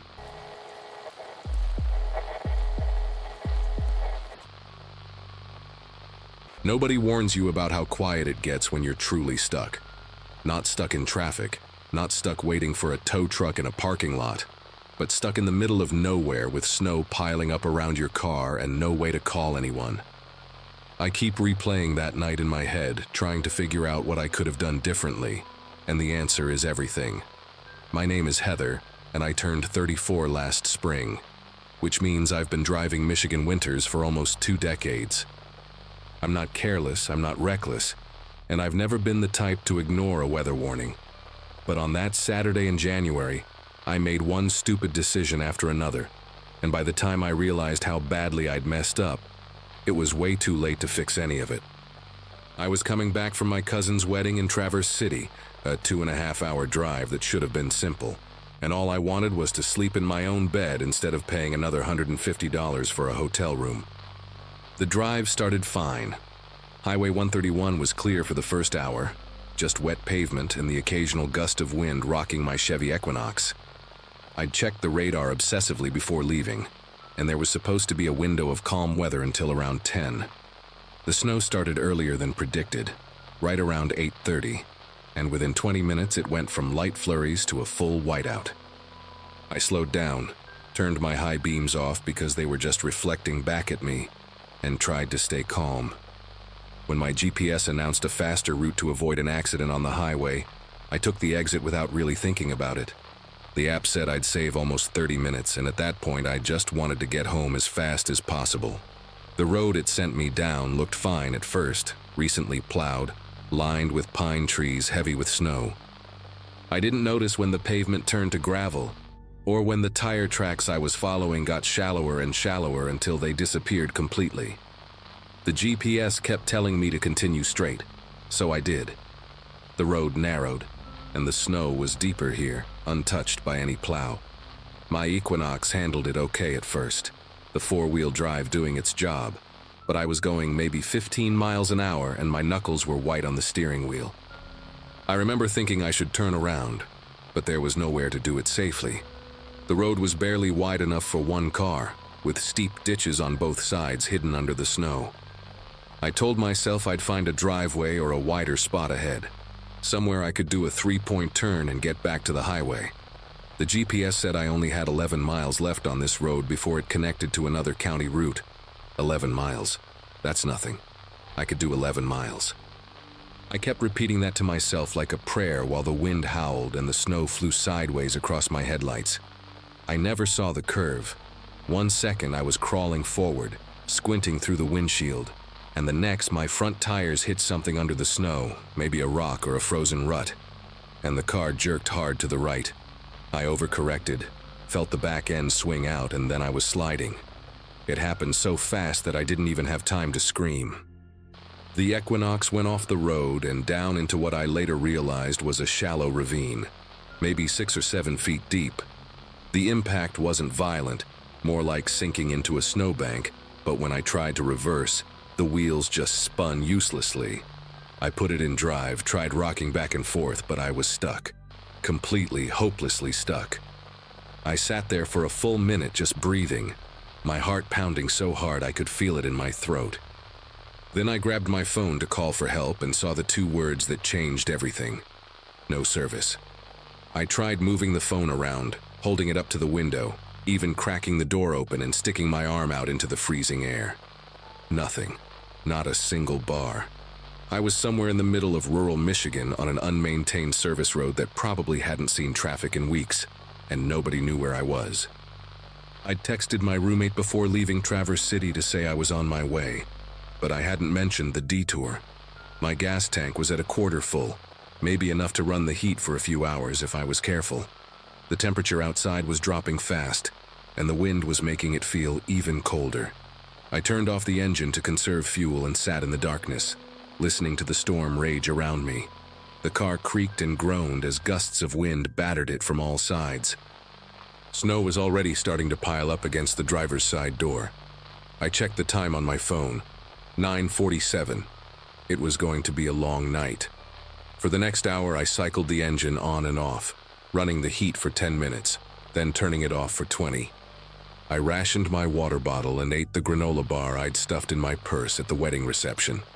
I kept checking my phone obsessively, hoping for even one bar of signal, but there was nothing. Around 11, I was starting to accept that I might have to wait until morning for someone to find me. I was scared, but I was also weirdly calm, like my brain had decided that panicking wouldn't help, so it just shut that part off. That's when I saw the headlights. They appeared in my rearview mirror first, two yellowish beams cutting through the snow maybe half a mile back. I sat up straight, my heart suddenly racing. Someone else was on this road. Someone who might have a phone that worked, or who could drive me to the nearest gas station. I turned my hazard lights on and started honking the horn, short bursts every few seconds, praying they would see me. The vehicle came closer, moving slow through the snow, and I could see it was a pickup truck, one of those big Ford F-150s with the extended cab. It stopped about 50 feet behind me, headlights still on, engine running. I waited for the driver to get out to come check on me, but nothing happened. The truck just sat there, idling, for what felt like forever but was probably only 2 or 3 minutes. I remember feeling confused more than anything. Why wasn't he getting out? Maybe he was on the phone calling for help. Maybe he was trying to figure out the best way to approach. I flashed my hazards again and gave another honk, a longer one this time. Still nothing. Then, slowly, the truck started moving again. Not toward me on the road, but off to the side, crunching through the deep snow until it was positioned perpendicular to the road itself. The driver cut the wheel and maneuvered the F-150 until it was completely blocking any path forward or back. Only then did the door open. A man stepped out. He was big, tall and heavy-set, wearing a dark coat and one of those knit caps pulled low over his forehead. I couldn't see his face clearly because his headlights were behind him, turning him into a silhouette against all that white snow. He stood there for a moment just looking at my car. Then he reached back into his truck and pulled something out. It took me a second to recognize what it was, a tire iron. The kind with the cross shape that you use to loosen lug nuts. He held it loosely in his right hand, tapping it against his thigh as he started walking toward me. Not rushing, not running. Just this slow, deliberate walk like he had all the time in the world. The relief I'd felt when I saw his headlights was completely gone now. In its place was something else. A cold, sick feeling that started in my stomach and spread through my whole body. Every instinct I had was screaming that something was very wrong with this situation. I locked my doors. It was automatic, just a reflex, and the click of the lock seemed impossibly loud in the quiet of the car. The man stopped walking when he heard it. He was maybe 20 feet away now, close enough that I could see he was smiling. Not a friendly smile. Not the kind of smile someone gives you when they're about to help you out of a bad spot. It was the smile of someone who knew they had all the power and you had none. He said something, but I couldn't hear it through the closed window and the wind. He gestured with the tire iron, pointing at my door, then made a cranking motion like he wanted me to roll down my window. I shook my head. He took another step closer. My mind was racing through options and coming up empty. I couldn't drive away because my car was stuck. I couldn't call for help because I had no signal. I couldn't outrun him in knee-deep snow wearing the dress flats I'd worn to the wedding. The only thing between me and this man was a couple inches of glass and some sheet metal, and he had a tool designed specifically for breaking things. He walked around to the front of my car, taking his time, looking at how I was stuck in the ravine. Then he came to the driver's side window and knocked on it with the tire iron, 3 slow taps that made the glass vibrate. He leaned down and I saw his face for the first time. He looked normal. That was the worst part. Not like a monster, not like a movie villain. Just a regular guy, maybe mid-40s with a patchy beard and small dark eyes. He could have been someone's neighbor, someone's co-worker, someone you'd pass in the grocery store without a second glance. He said something again, and this time I could make out the words through the glass. He said I looked cold. He said he could help me warm up. The way he said it made my skin prickle with fear. I grabbed the only thing I could find, an ice scraper with a heavy plastic handle, and held it up so he could see it. He laughed. Actually laughed, like I'd just told him a joke. He raised the tire iron and I thought, this is it. He's going to smash the window and drag me out. I was already bracing myself, trying to figure out where to hit him with the scraper when he came through. But then something happened. Headlights, more headlights, coming from the same direction his truck had come from. He saw them too, and his whole body language changed. He stepped back from my window, looked at the approaching vehicle, then looked back at me. For a second we just stared at each other, and I could see him calculating, weighing his options. The new headlights were getting closer, and I could hear the engine now, something big like another truck or maybe an SUV. The man with the tire iron took one more look at me, and what I saw in his eyes terrified me more than anything else that night. It wasn't anger or frustration at being interrupted. It was patience, like he was just putting something on pause, something he fully intended to come back to later. He walked back to his truck without hurrying, climbed in, and drove off into the storm, his taillights disappearing in seconds. The other vehicle turned out to be a county plow truck doing an emergency run on the main road about a mile east. The driver, a guy named Pete who looked like he was in his 60s, said he'd seen tire tracks going down the service road and figured someone might be in trouble. He called dispatch on his radio, and within an hour there was a tow truck pulling my Equinox out of the ravine, and a sheriff's deputy taking my statement. I told them everything, described the man, described his truck, gave them the partial plate number I'd somehow managed to memorize in those terrifying minutes. They said they'd look into it. That was almost a year ago now. They never found him, no arrests, no suspects, nothing. Sometimes I wonder if he's still out there, driving those back roads during snowstorms, looking for someone else whose GPS sent them the wrong way. I sold my Equinox 2 months after that night. I couldn't stand sitting in it anymore. Couldn't stop seeing his face in the window every time I got behind the wheel. I take the highway now, always, even if it adds an hour to my trip. And when the snow starts falling, I don't drive at all. I just stay home, lock my doors, and wait for it to pass.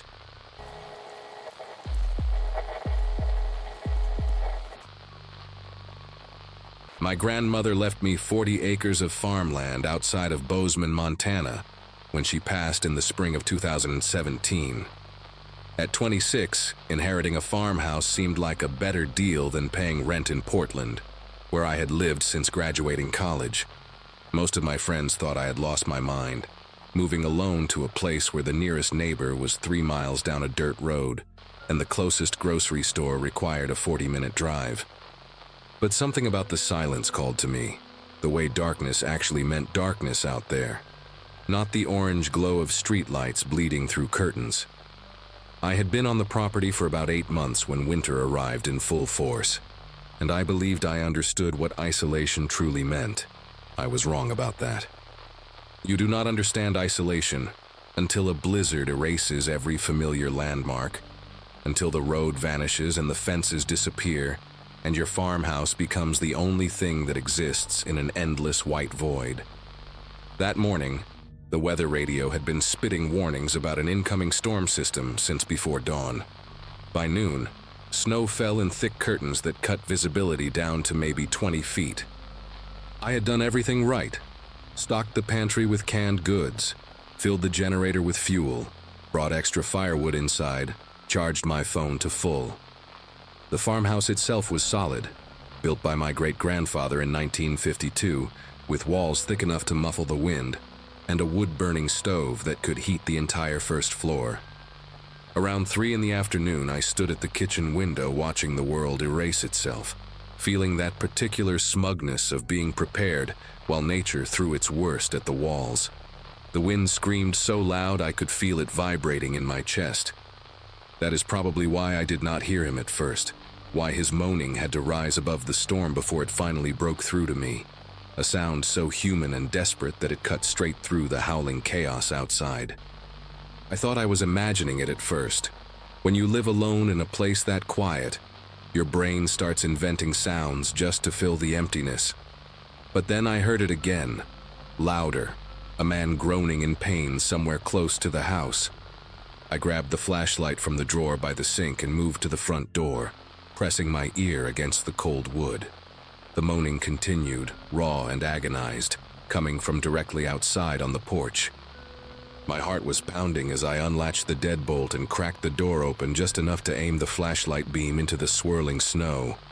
And there he was, crumpled on my front steps like a puppet with its strings cut, a man in a brown canvas jacket and jeans clutching his right leg and grimacing up at me through the ice crystals clinging to his eyebrows and beard. He looked maybe 40, 45, with a weathered face and pale blue eyes that squinted against the flashlight. He was shivering violently, his lips already taking on a bluish tint that terrified me more than anything else. He said his name was Ray, that he had been driving on the county road when the storm got too bad, and he pulled over to wait it out. He told me he had tried to walk to find help when his car started losing heat, but he slipped on a patch of ice about 100 yards from my driveway and felt something snap in his ankle. He had crawled the rest of the way, he said, following the faint glow of my porch light through the blizzard. His voice came out in stuttering gasps between shivers, and even though something in the back of my mind whispered that I should be careful, I could not leave a man to freeze to death on my doorstep. I grabbed him under the arms and dragged him into the mudroom, his injured leg trailing behind him as he cried out in pain. The cold that came in with him was savage, biting at my exposed skin, and I slammed the door shut against the storm with my shoulder while he lay on the floor, groaning and thanking me over and over. I called 911 immediately, my fingers clumsy on the phone screen. The dispatcher told me what I already knew, that the roads were impassable and emergency services were stretched thin across the county. She said they would send someone as soon as conditions allowed, but that could be hours, maybe longer. She asked me to keep him warm, elevate the injured leg, watch for signs of severe frostbite. When I hung up, Ray was watching me from the mudroom floor with those pale blue eyes, and he smiled in a way that was probably meant to be grateful, but came across as something else, something I could not quite name. I helped him hop into the living room, his arm slung over my shoulder, his weight pressing against me as he winced with every movement. I got him settled on the couch near the wood stove, wrapped him in the heavy wool blanket my grandmother had kept draped over the armchair, and went to the kitchen to make coffee. That was when I noticed the first thing that did not add up. From the kitchen window, I could see the side of the porch and part of the front yard, visibility slightly better now that the wind had shifted direction. I looked at the spot where Ray claimed he had crawled up the steps, expecting to see some kind of trail, a disturbed path in the snow, marks from his hands and knees. But the snow on the steps looked smooth, almost untouched except for the mess we had made dragging him inside. I told myself the storm must have covered his tracks in the minutes between his arrival and when I looked, but the math did not work. He had been moaning outside for at least a couple of minutes before I opened the door, and the steps were sheltered under the porch overhang. The snow there should not have accumulated that fast. I stared at the pristine white surface and felt a cold knot forming in my stomach that had nothing to do with the temperature outside. I brought him the coffee and sat in the armchair across from the couch, watching him wrap his hands around the mug. He drank slowly, his eyes moving around the room in a way that felt too deliberate, too calculating, lingering on the doorways and windows before settling back on me. He asked how long I had lived here alone, and I lied without thinking, told him my boyfriend was upstairs sleeping off a cold.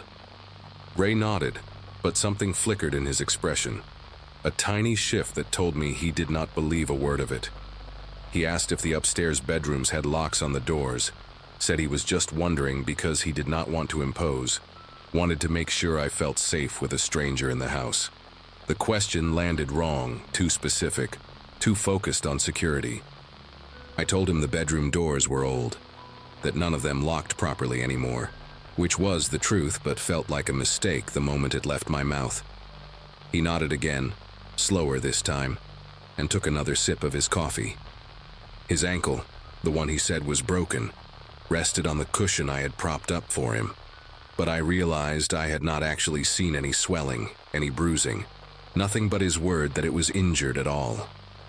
I excused myself to check on the generator, which was a lie, but I needed to get away from him for a minute to think.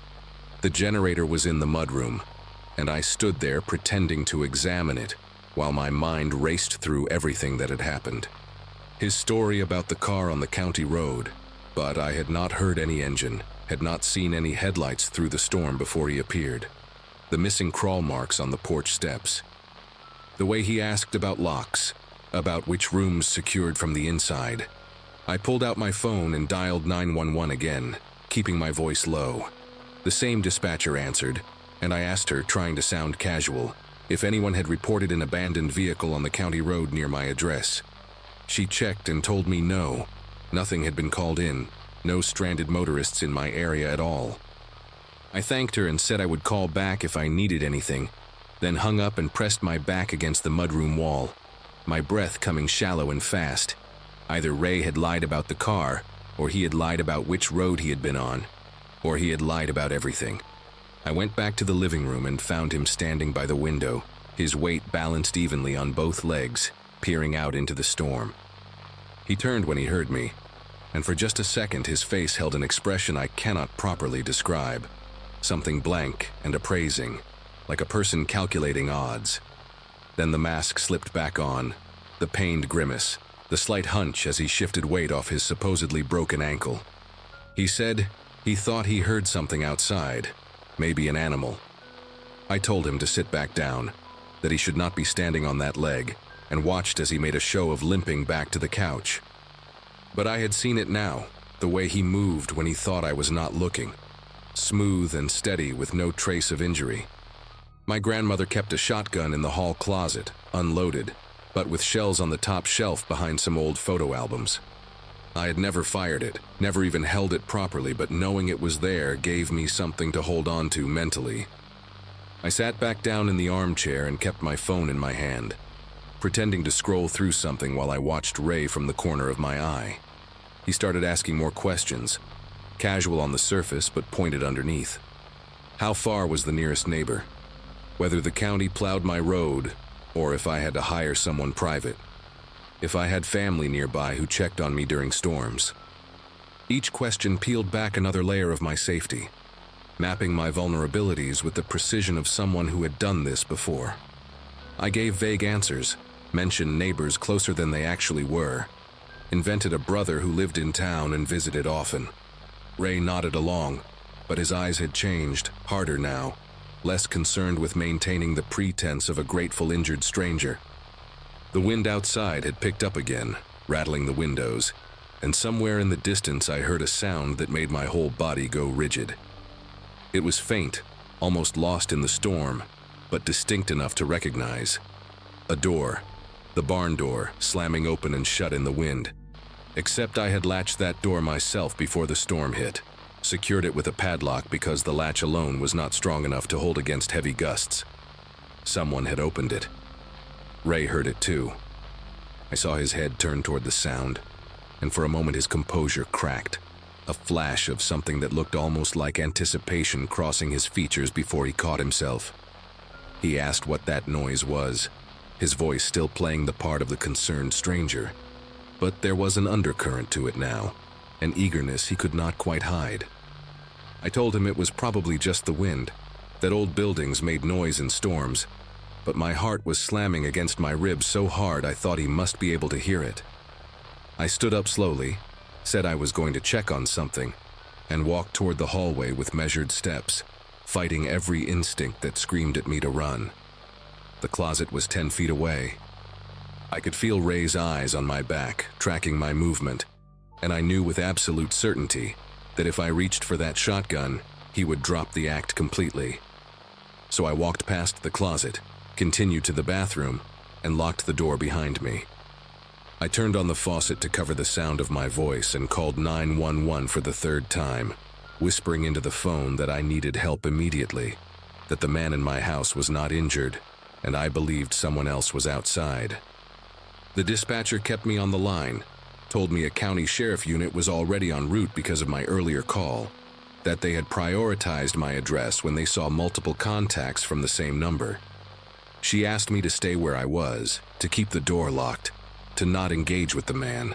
I could hear Ray moving around in the living room, his footsteps steady and unhurried, no limp at all now. Then I heard him try the bathroom door handle, a slow, deliberate turn that stopped when it met the lock. He did not say anything. He just stood there on the other side of the door, and I stood on mine, the phone pressed to my ear, the faucet running, both of us waiting. The minutes stretched into something unbearable, thick and suffocating, until finally I heard a new sound cutting through the storm. An engine. Headlights swept across the frosted bathroom window, red and blue flashing through the glass, and Ray's footsteps retreated fast toward the back of the house.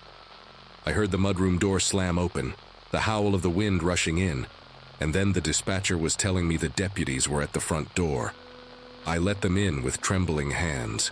2 officers covered in snow, their faces red from the cold.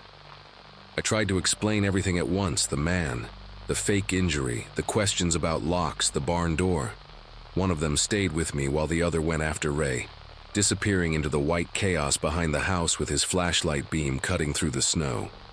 They caught him about 200 yards out, trying to make his way toward the tree line. He was walking fine, running even, until the deputy tackled him into a snowdrift. When they brought him back in cuffs, his face had changed completely. No more friendly gratitude, no more wounded stranger, just cold, empty anger, the look of someone whose plan had fallen apart. The deputy who stayed with me asked to see my ankle, and Ray just stared at him without blinking, without answering. There was nothing wrong with his leg, no break, no sprain, no injury of any kind. He had crawled onto my porch and faked the whole thing. Every wince and groan and grateful smile, all of it theater designed to get inside my house. But that was not the worst part. As the storm began to ease around midnight, one of the deputies walked the perimeter of the property with a high-powered flashlight.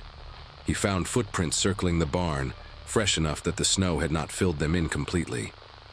A second set of tracks, smaller than Ray's boots, leading from the barn to the back of the house and then retreating into the fields when the police lights appeared.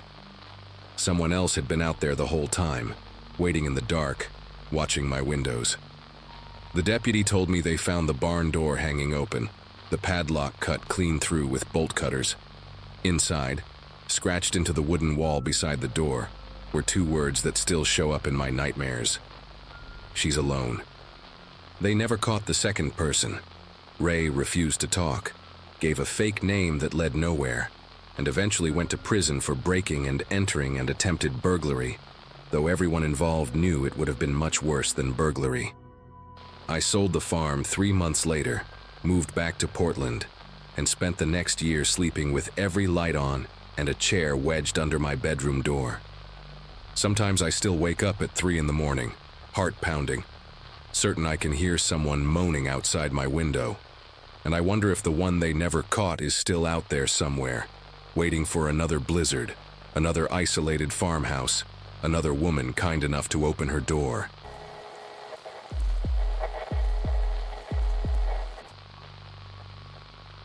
Snow had already begun piling against the porch steps by the time I pulled up to the cabin, and the whole place looked like it had been swallowed by winter. Work had me stretched thin that season, and taking a week away felt overdue, so the idea of a remote rental tucked behind a line of pines sounded perfect. The cabin sat about 20 minutes outside a small mountain town in Colorado, the kind with one main street and a diner that everyone swears is historic. I remember thinking the silence felt heavier than usual, like the snow had pressed the world into a quieter shape.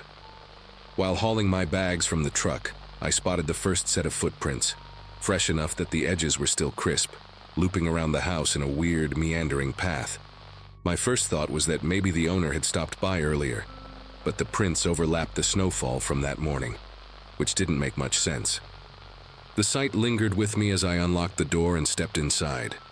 The cabin had that rented out too many times vibe, mismatched furniture and a faint smell of old firewood, but it felt warm enough. I set my stuff down, gave the place a quick look, and started noticing little details that nudged me in the ribs. A wooden chair sat a few feet away from the kitchen table, angled toward the window like someone had been watching the yard.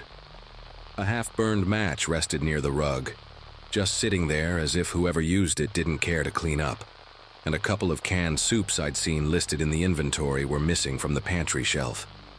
It wasn't dramatic, but it was just specific enough to make me second-guess the empty cabin vibe. I told myself someone must have sheltered here recently, happens all the time in these remote spots, and figured they moved on once the storm warnings rolled in. Still, the place didn't feel like it had been empty for long. The storm outside picked up speed fast, pushing snow against the windows until only faint shapes of the forest remained. With no cell signal and the nearest neighbor half a mile down the road, settling in felt like trying to relax inside a sealed box. I checked every room to calm my nerves. Everything was normal until I went upstairs and found the door at the end of the hall refusing to budge. It wasn't locked in the usual way. No keyhole, no latch, just wouldn't move, as if someone had shoved something heavy against it from the inside. I leaned my ear against the wood, heard nothing, and told myself the old frame had probably swollen from the cold. But that explanation didn't sit right. The door looked used recently, smudges on the paint, faint marks near the handle. It gave me a feeling I couldn't quite name, something that made me rethink spending the night there alone. As darkness settled, the storm swallowed whatever sound normally lived in the trees. I made a simple dinner, tried to distract myself with a book, and kept convincing my brain that the cabin was safe. The wind rattled the siding and whistled through gaps near the windows, and for a while, those noises explained everything. But close to midnight, just when I finally relaxed a little, a soft creak drifted down from upstairs. It wasn't the settling kind. The sound had weight, pacing, like someone shifting their balance on an old plank. I sat there staring at the ceiling, counting the seconds between each tiny groan of wood. Every few minutes, another one followed, faint and deliberate. The closed-off room, the footprints, the signs of someone eating and sitting here. It all tangled together in my head, and the cabin didn't feel remote anymore. It felt occupied. The next creak came while I was halfway through convincing myself it might be a tree branch brushing the siding. This one had a slow rise and fall to it, the kind of noise a floor makes when someone shifts their weight from one foot to the other. I moved closer to the bottom of the staircase, not because it felt like a good idea, but because sitting still made everything worse. The air on the second floor felt colder, like the warmth from the wood stove couldn't quite climb the steps. I stood there listening, trying to figure out if the sounds had a pattern. They didn't. It was as if whoever, or whatever was up there moved only when I got close enough to hear it. I remember gripping the railing and feeling like the house was paying attention to me in a way buildings shouldn't. I ended up dragging one of the heavier chairs in front of the staircase, more for the illusion of control than anything practical. The storm outside didn't let up, and the windows trembled with every burst of wind, making the whole cabin feel restless. I kept thinking about the footprints circling the house, the way they drifted toward the tree line before disappearing entirely. Whoever made them hadn't just walked up, peeked inside, and left. They'd studied the place, circled it, maybe waited. I checked the front and back doors 3 separate times, pushing on them until I felt the frames bow slightly. Each round of checking made the silence between the creaks upstairs feel sharper. The kind of silence you don't want to disturb. Sometime after 1 in the morning, judging by the dim glow of the stove clock, I heard a thump directly above me. Not loud, just confident, like something had dropped onto the floor and rolled slightly before settling. I felt a pulse of adrenaline shoot through me, and I grabbed the nearest object with any weight to it, which happened to be a metal fireplace poker. It wasn't much, but holding it made me feel a little less helpless. I stood beneath that locked door, listening hard enough that my ears rang. No breathing, no shuffling, just the storm, and my own heartbeat pounding way too fast. I decided I couldn't sit around waiting for another noise. I had to see what was behind that door, even if it meant taking the frame apart. The toolbox the owner kept under the kitchen sink wasn't impressive, but it had a flathead screwdriver and a small hammer, enough to pry at the hinges. Going back upstairs felt like pushing into a colder atmosphere, as if the temperature shifted just to warn me off. I knelt beside the door, angled the screwdriver into the top hinge, and started working it loose. Each tap of the hammer echoed down the hallway, sounding way louder than it should have. After a few minutes of prying, I paused to wipe my forehead, and in that split second of stillness, another sound drifted from the other side of the door. Not a creak, not a thump. A soft exhale, steady and controlled, like someone trying to time their breathing with the noise of the storm. That quiet exhale rooted me in place. It wasn't startled or panicked. It felt measured, like someone who knew I was on the other side of the door and had been listening just as intently. I pressed my palm lightly against the wood, as if that could help me sense movement, but the door stayed completely still. The storm outside pounded harder, the wind dragging loose snow across the roof in long, scraping waves. I thought about retreating downstairs, barricading myself in the living room until morning, but the idea of turning my back on that door felt worse than facing whatever was behind it. I steadied my breath and went back to the hinge, chipping away at the metal until it finally gave with a muted snap. The lower hinge followed more easily. With both loose enough, I stood and braced myself to pull the door free. The moment I tugged on it, the wood shifted only a fraction before stopping abruptly, as though something heavy pressed against it from the inside. Not furniture, something softer, less rigid. I froze in that position, fingers curled around the edge of the door, trying to figure out if I'd imagined the resistance. Then the weight pressed back, a slow, deliberate push that forced the gap closed again. Every instinct I had screamed at me to run, but my legs refused to cooperate. The push didn't continue. Whoever, or whatever, had responded didn't try to break through, just reminded me that they were there. I stepped away from the frame, keeping my eyes locked on the slight slant of the door now hanging crooked on loosened hinges. The air in the hallway felt colder than the stairwell now, like something had seeped through the cracks. Backing down the stairs became a careful, shaky descent. I didn't take my eyes off the landing until I reached the bottom, and even then, I felt this odd pressure, like the upstairs wanted me back. I dragged the heavy chair again, wedging it under the doorknob as a makeshift barrier. The idea of sleeping became impossible, so I sat by the stove with the poker beside me, watching the faint glow reflect on the floorboards. Every so often, the cabin groaned or the wind slammed snow against the windows, and each time I expected footsteps to follow. Hours passed without another sound from upstairs, and the stillness didn't bring relief. Felt watchful, like the house had paused mid-breath waiting for me to react. I kept glancing toward the dark stairwell, half expecting a shadow to appear at the top. Around sunrise, the storm finally softened, leaving the world outside buried in fresh snow. I didn't waste a second. I grabbed my bags, threw everything into the truck, and kept the engine idling while I did one last sweep of the cabin from the doorway. The upstairs remained quiet, the crooked door unmoved. I stepped onto the porch, ready to leave this whole nightmare behind, when I noticed something that stopped me cold. A new set of footprints leading away from the house, heading straight into the thick trees behind the property. They were deep, clearer than the ones I'd seen the day before, and spaced like someone had been walking unhurriedly through the storm. No prints circled back, no tracks approached from any direction. Just a straight path leading into the forest, as if whoever shared the cabin with me had finally decided to leave at first light. I drove away without looking back.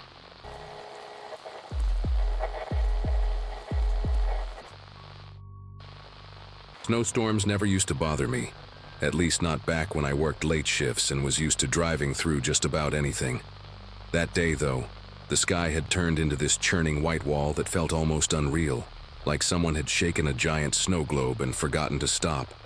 I had just left a small office complex on the edge of town, where I'd been filling in for a coworker, and the wind was coming in sharp bursts that pushed against the side of my SUV hard enough to make it sway.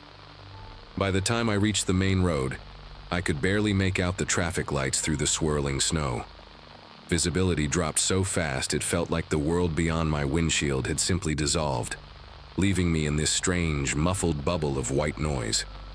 I figured the safest thing to do was pull into the first place I could, which happened to be a shopping center I'd been to a few times. Big lot, easy to navigate, usually empty during storms like that. The moment I rolled in, it felt like stepping into a void. The parking lot lights were on, but the storm was swallowing the glow before it reached the ground. I eased into a spot near the middle, turned on my hazards and let the engine idle so the heater could keep working. Snow was collecting fast on the hood, the flakes drifting sideways in long streaks as if they were being pulled by strings. Sitting there, I kept telling myself it would pass, that I'd wait 10 or 15 minutes, maybe call my sister to kill time. But the quiet was strange, too thick, too absolute, like the storm had created its own kind of silence that made every sound inside the car seem louder than it should have been. I rubbed the inside of the windshield to clear a small patch, trying to see if the outline of the road was any better from this angle.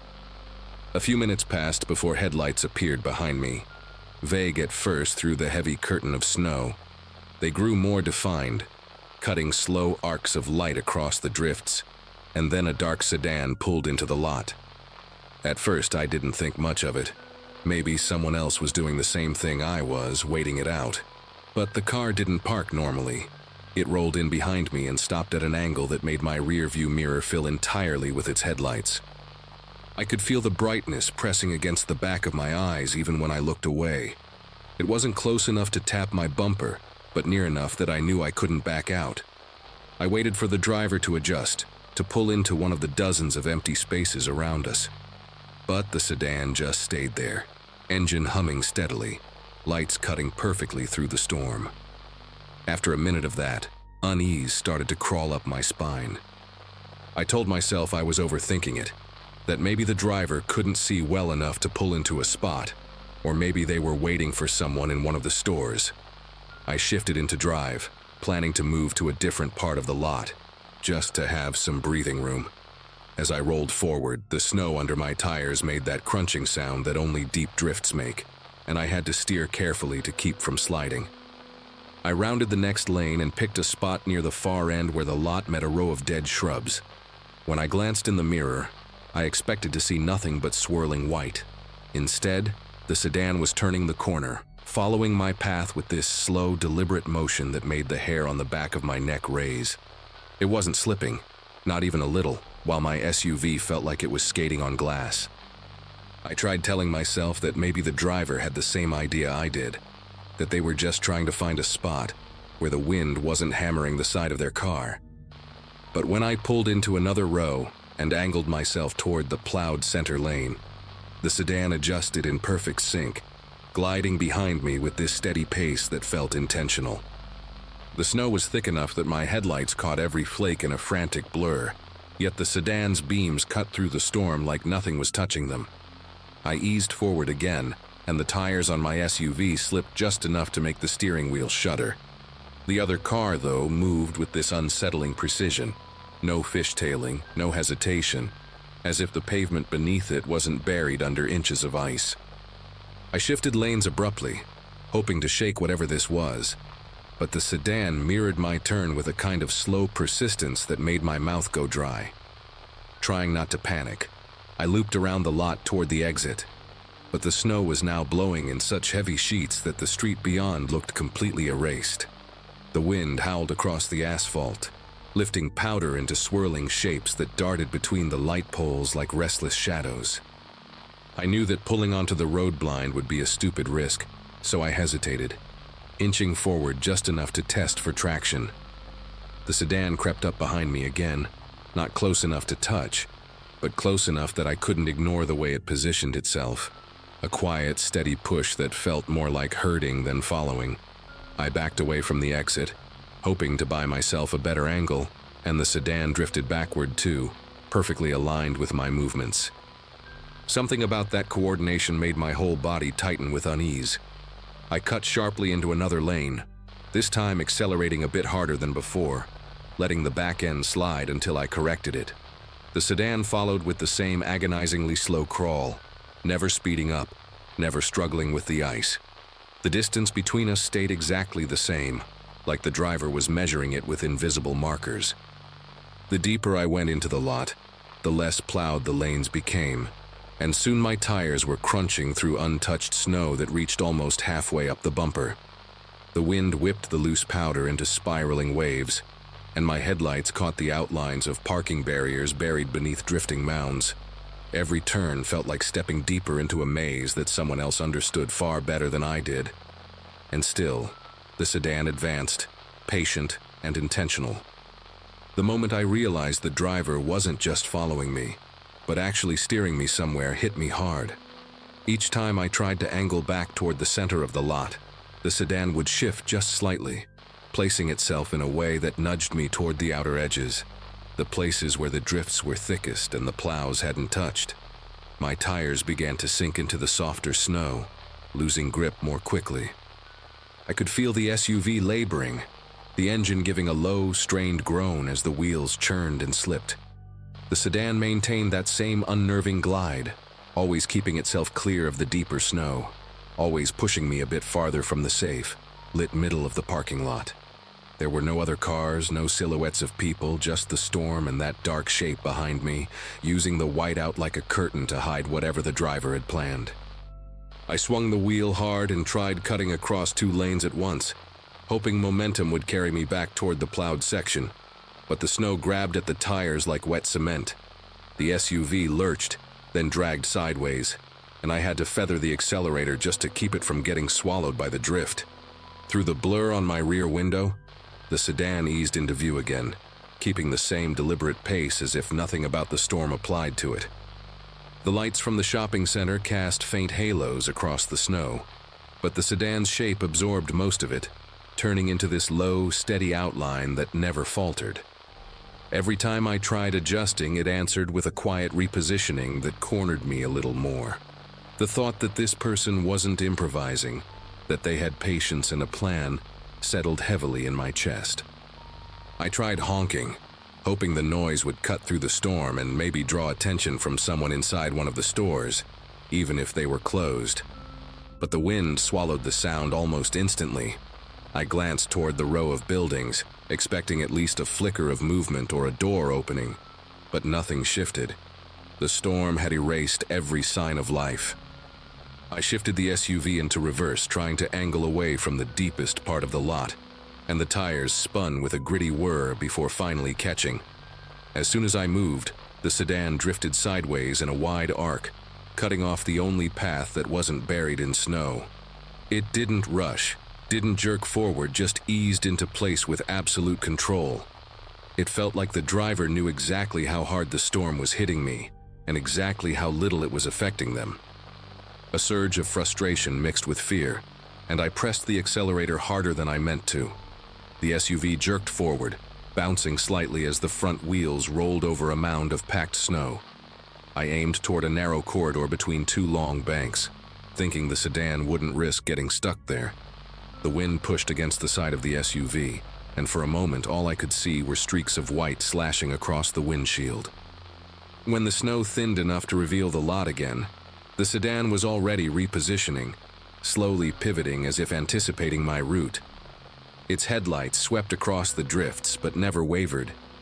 I kept expecting to see a slip, a skid, anything that proved the driver was dealing with the same conditions I was. But the sedan moved almost like it had its own traction, its own rules, its own quiet confidence in the storm. As I neared the narrow corridor, the snow piled higher than I'd realized, reaching nearly to the grill. I knew if I went any farther, the SUV might bottom out, and then I'd be truly stuck with nowhere to go. The sedan crept closer, not speeding up but tightening the distance in a way that drained the little room I had left.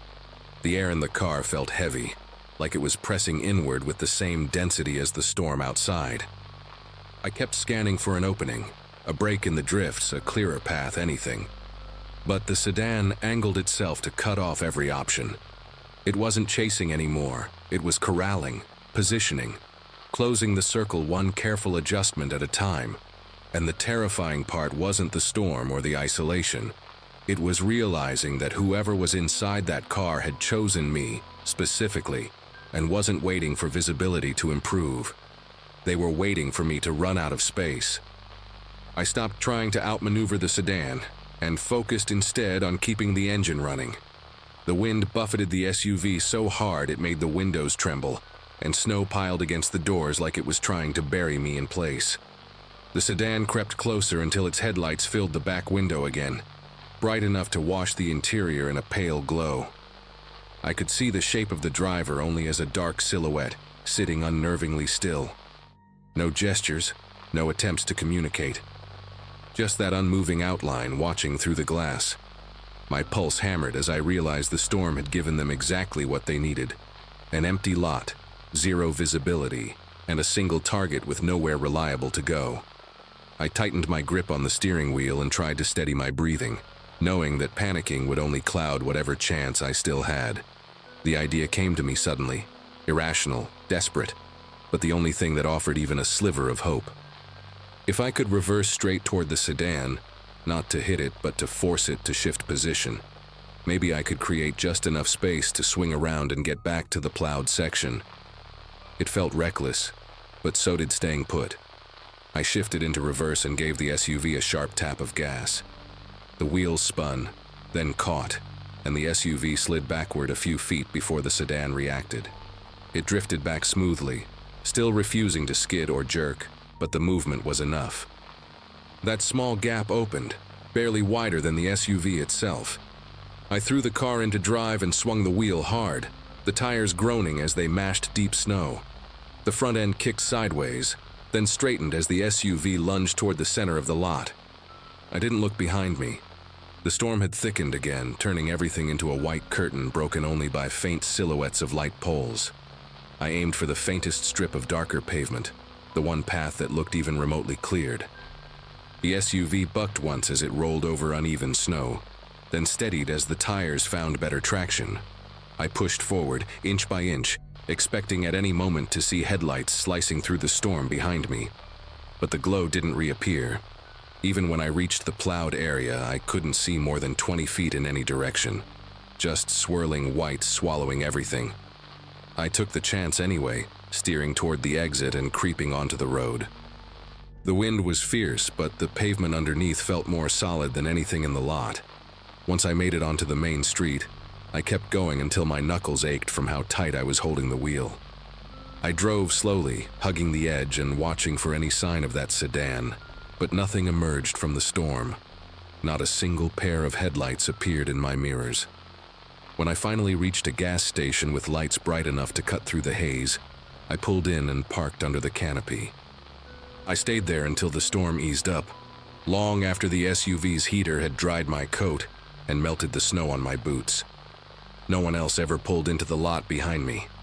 To this day, I don't know if the sedan stayed in that shopping center or vanished the moment I left, but I never forgot how deliberately it moved, how silently it closed in, and how the storm felt less like weather and more like someone's cover for something I was never meant to understand.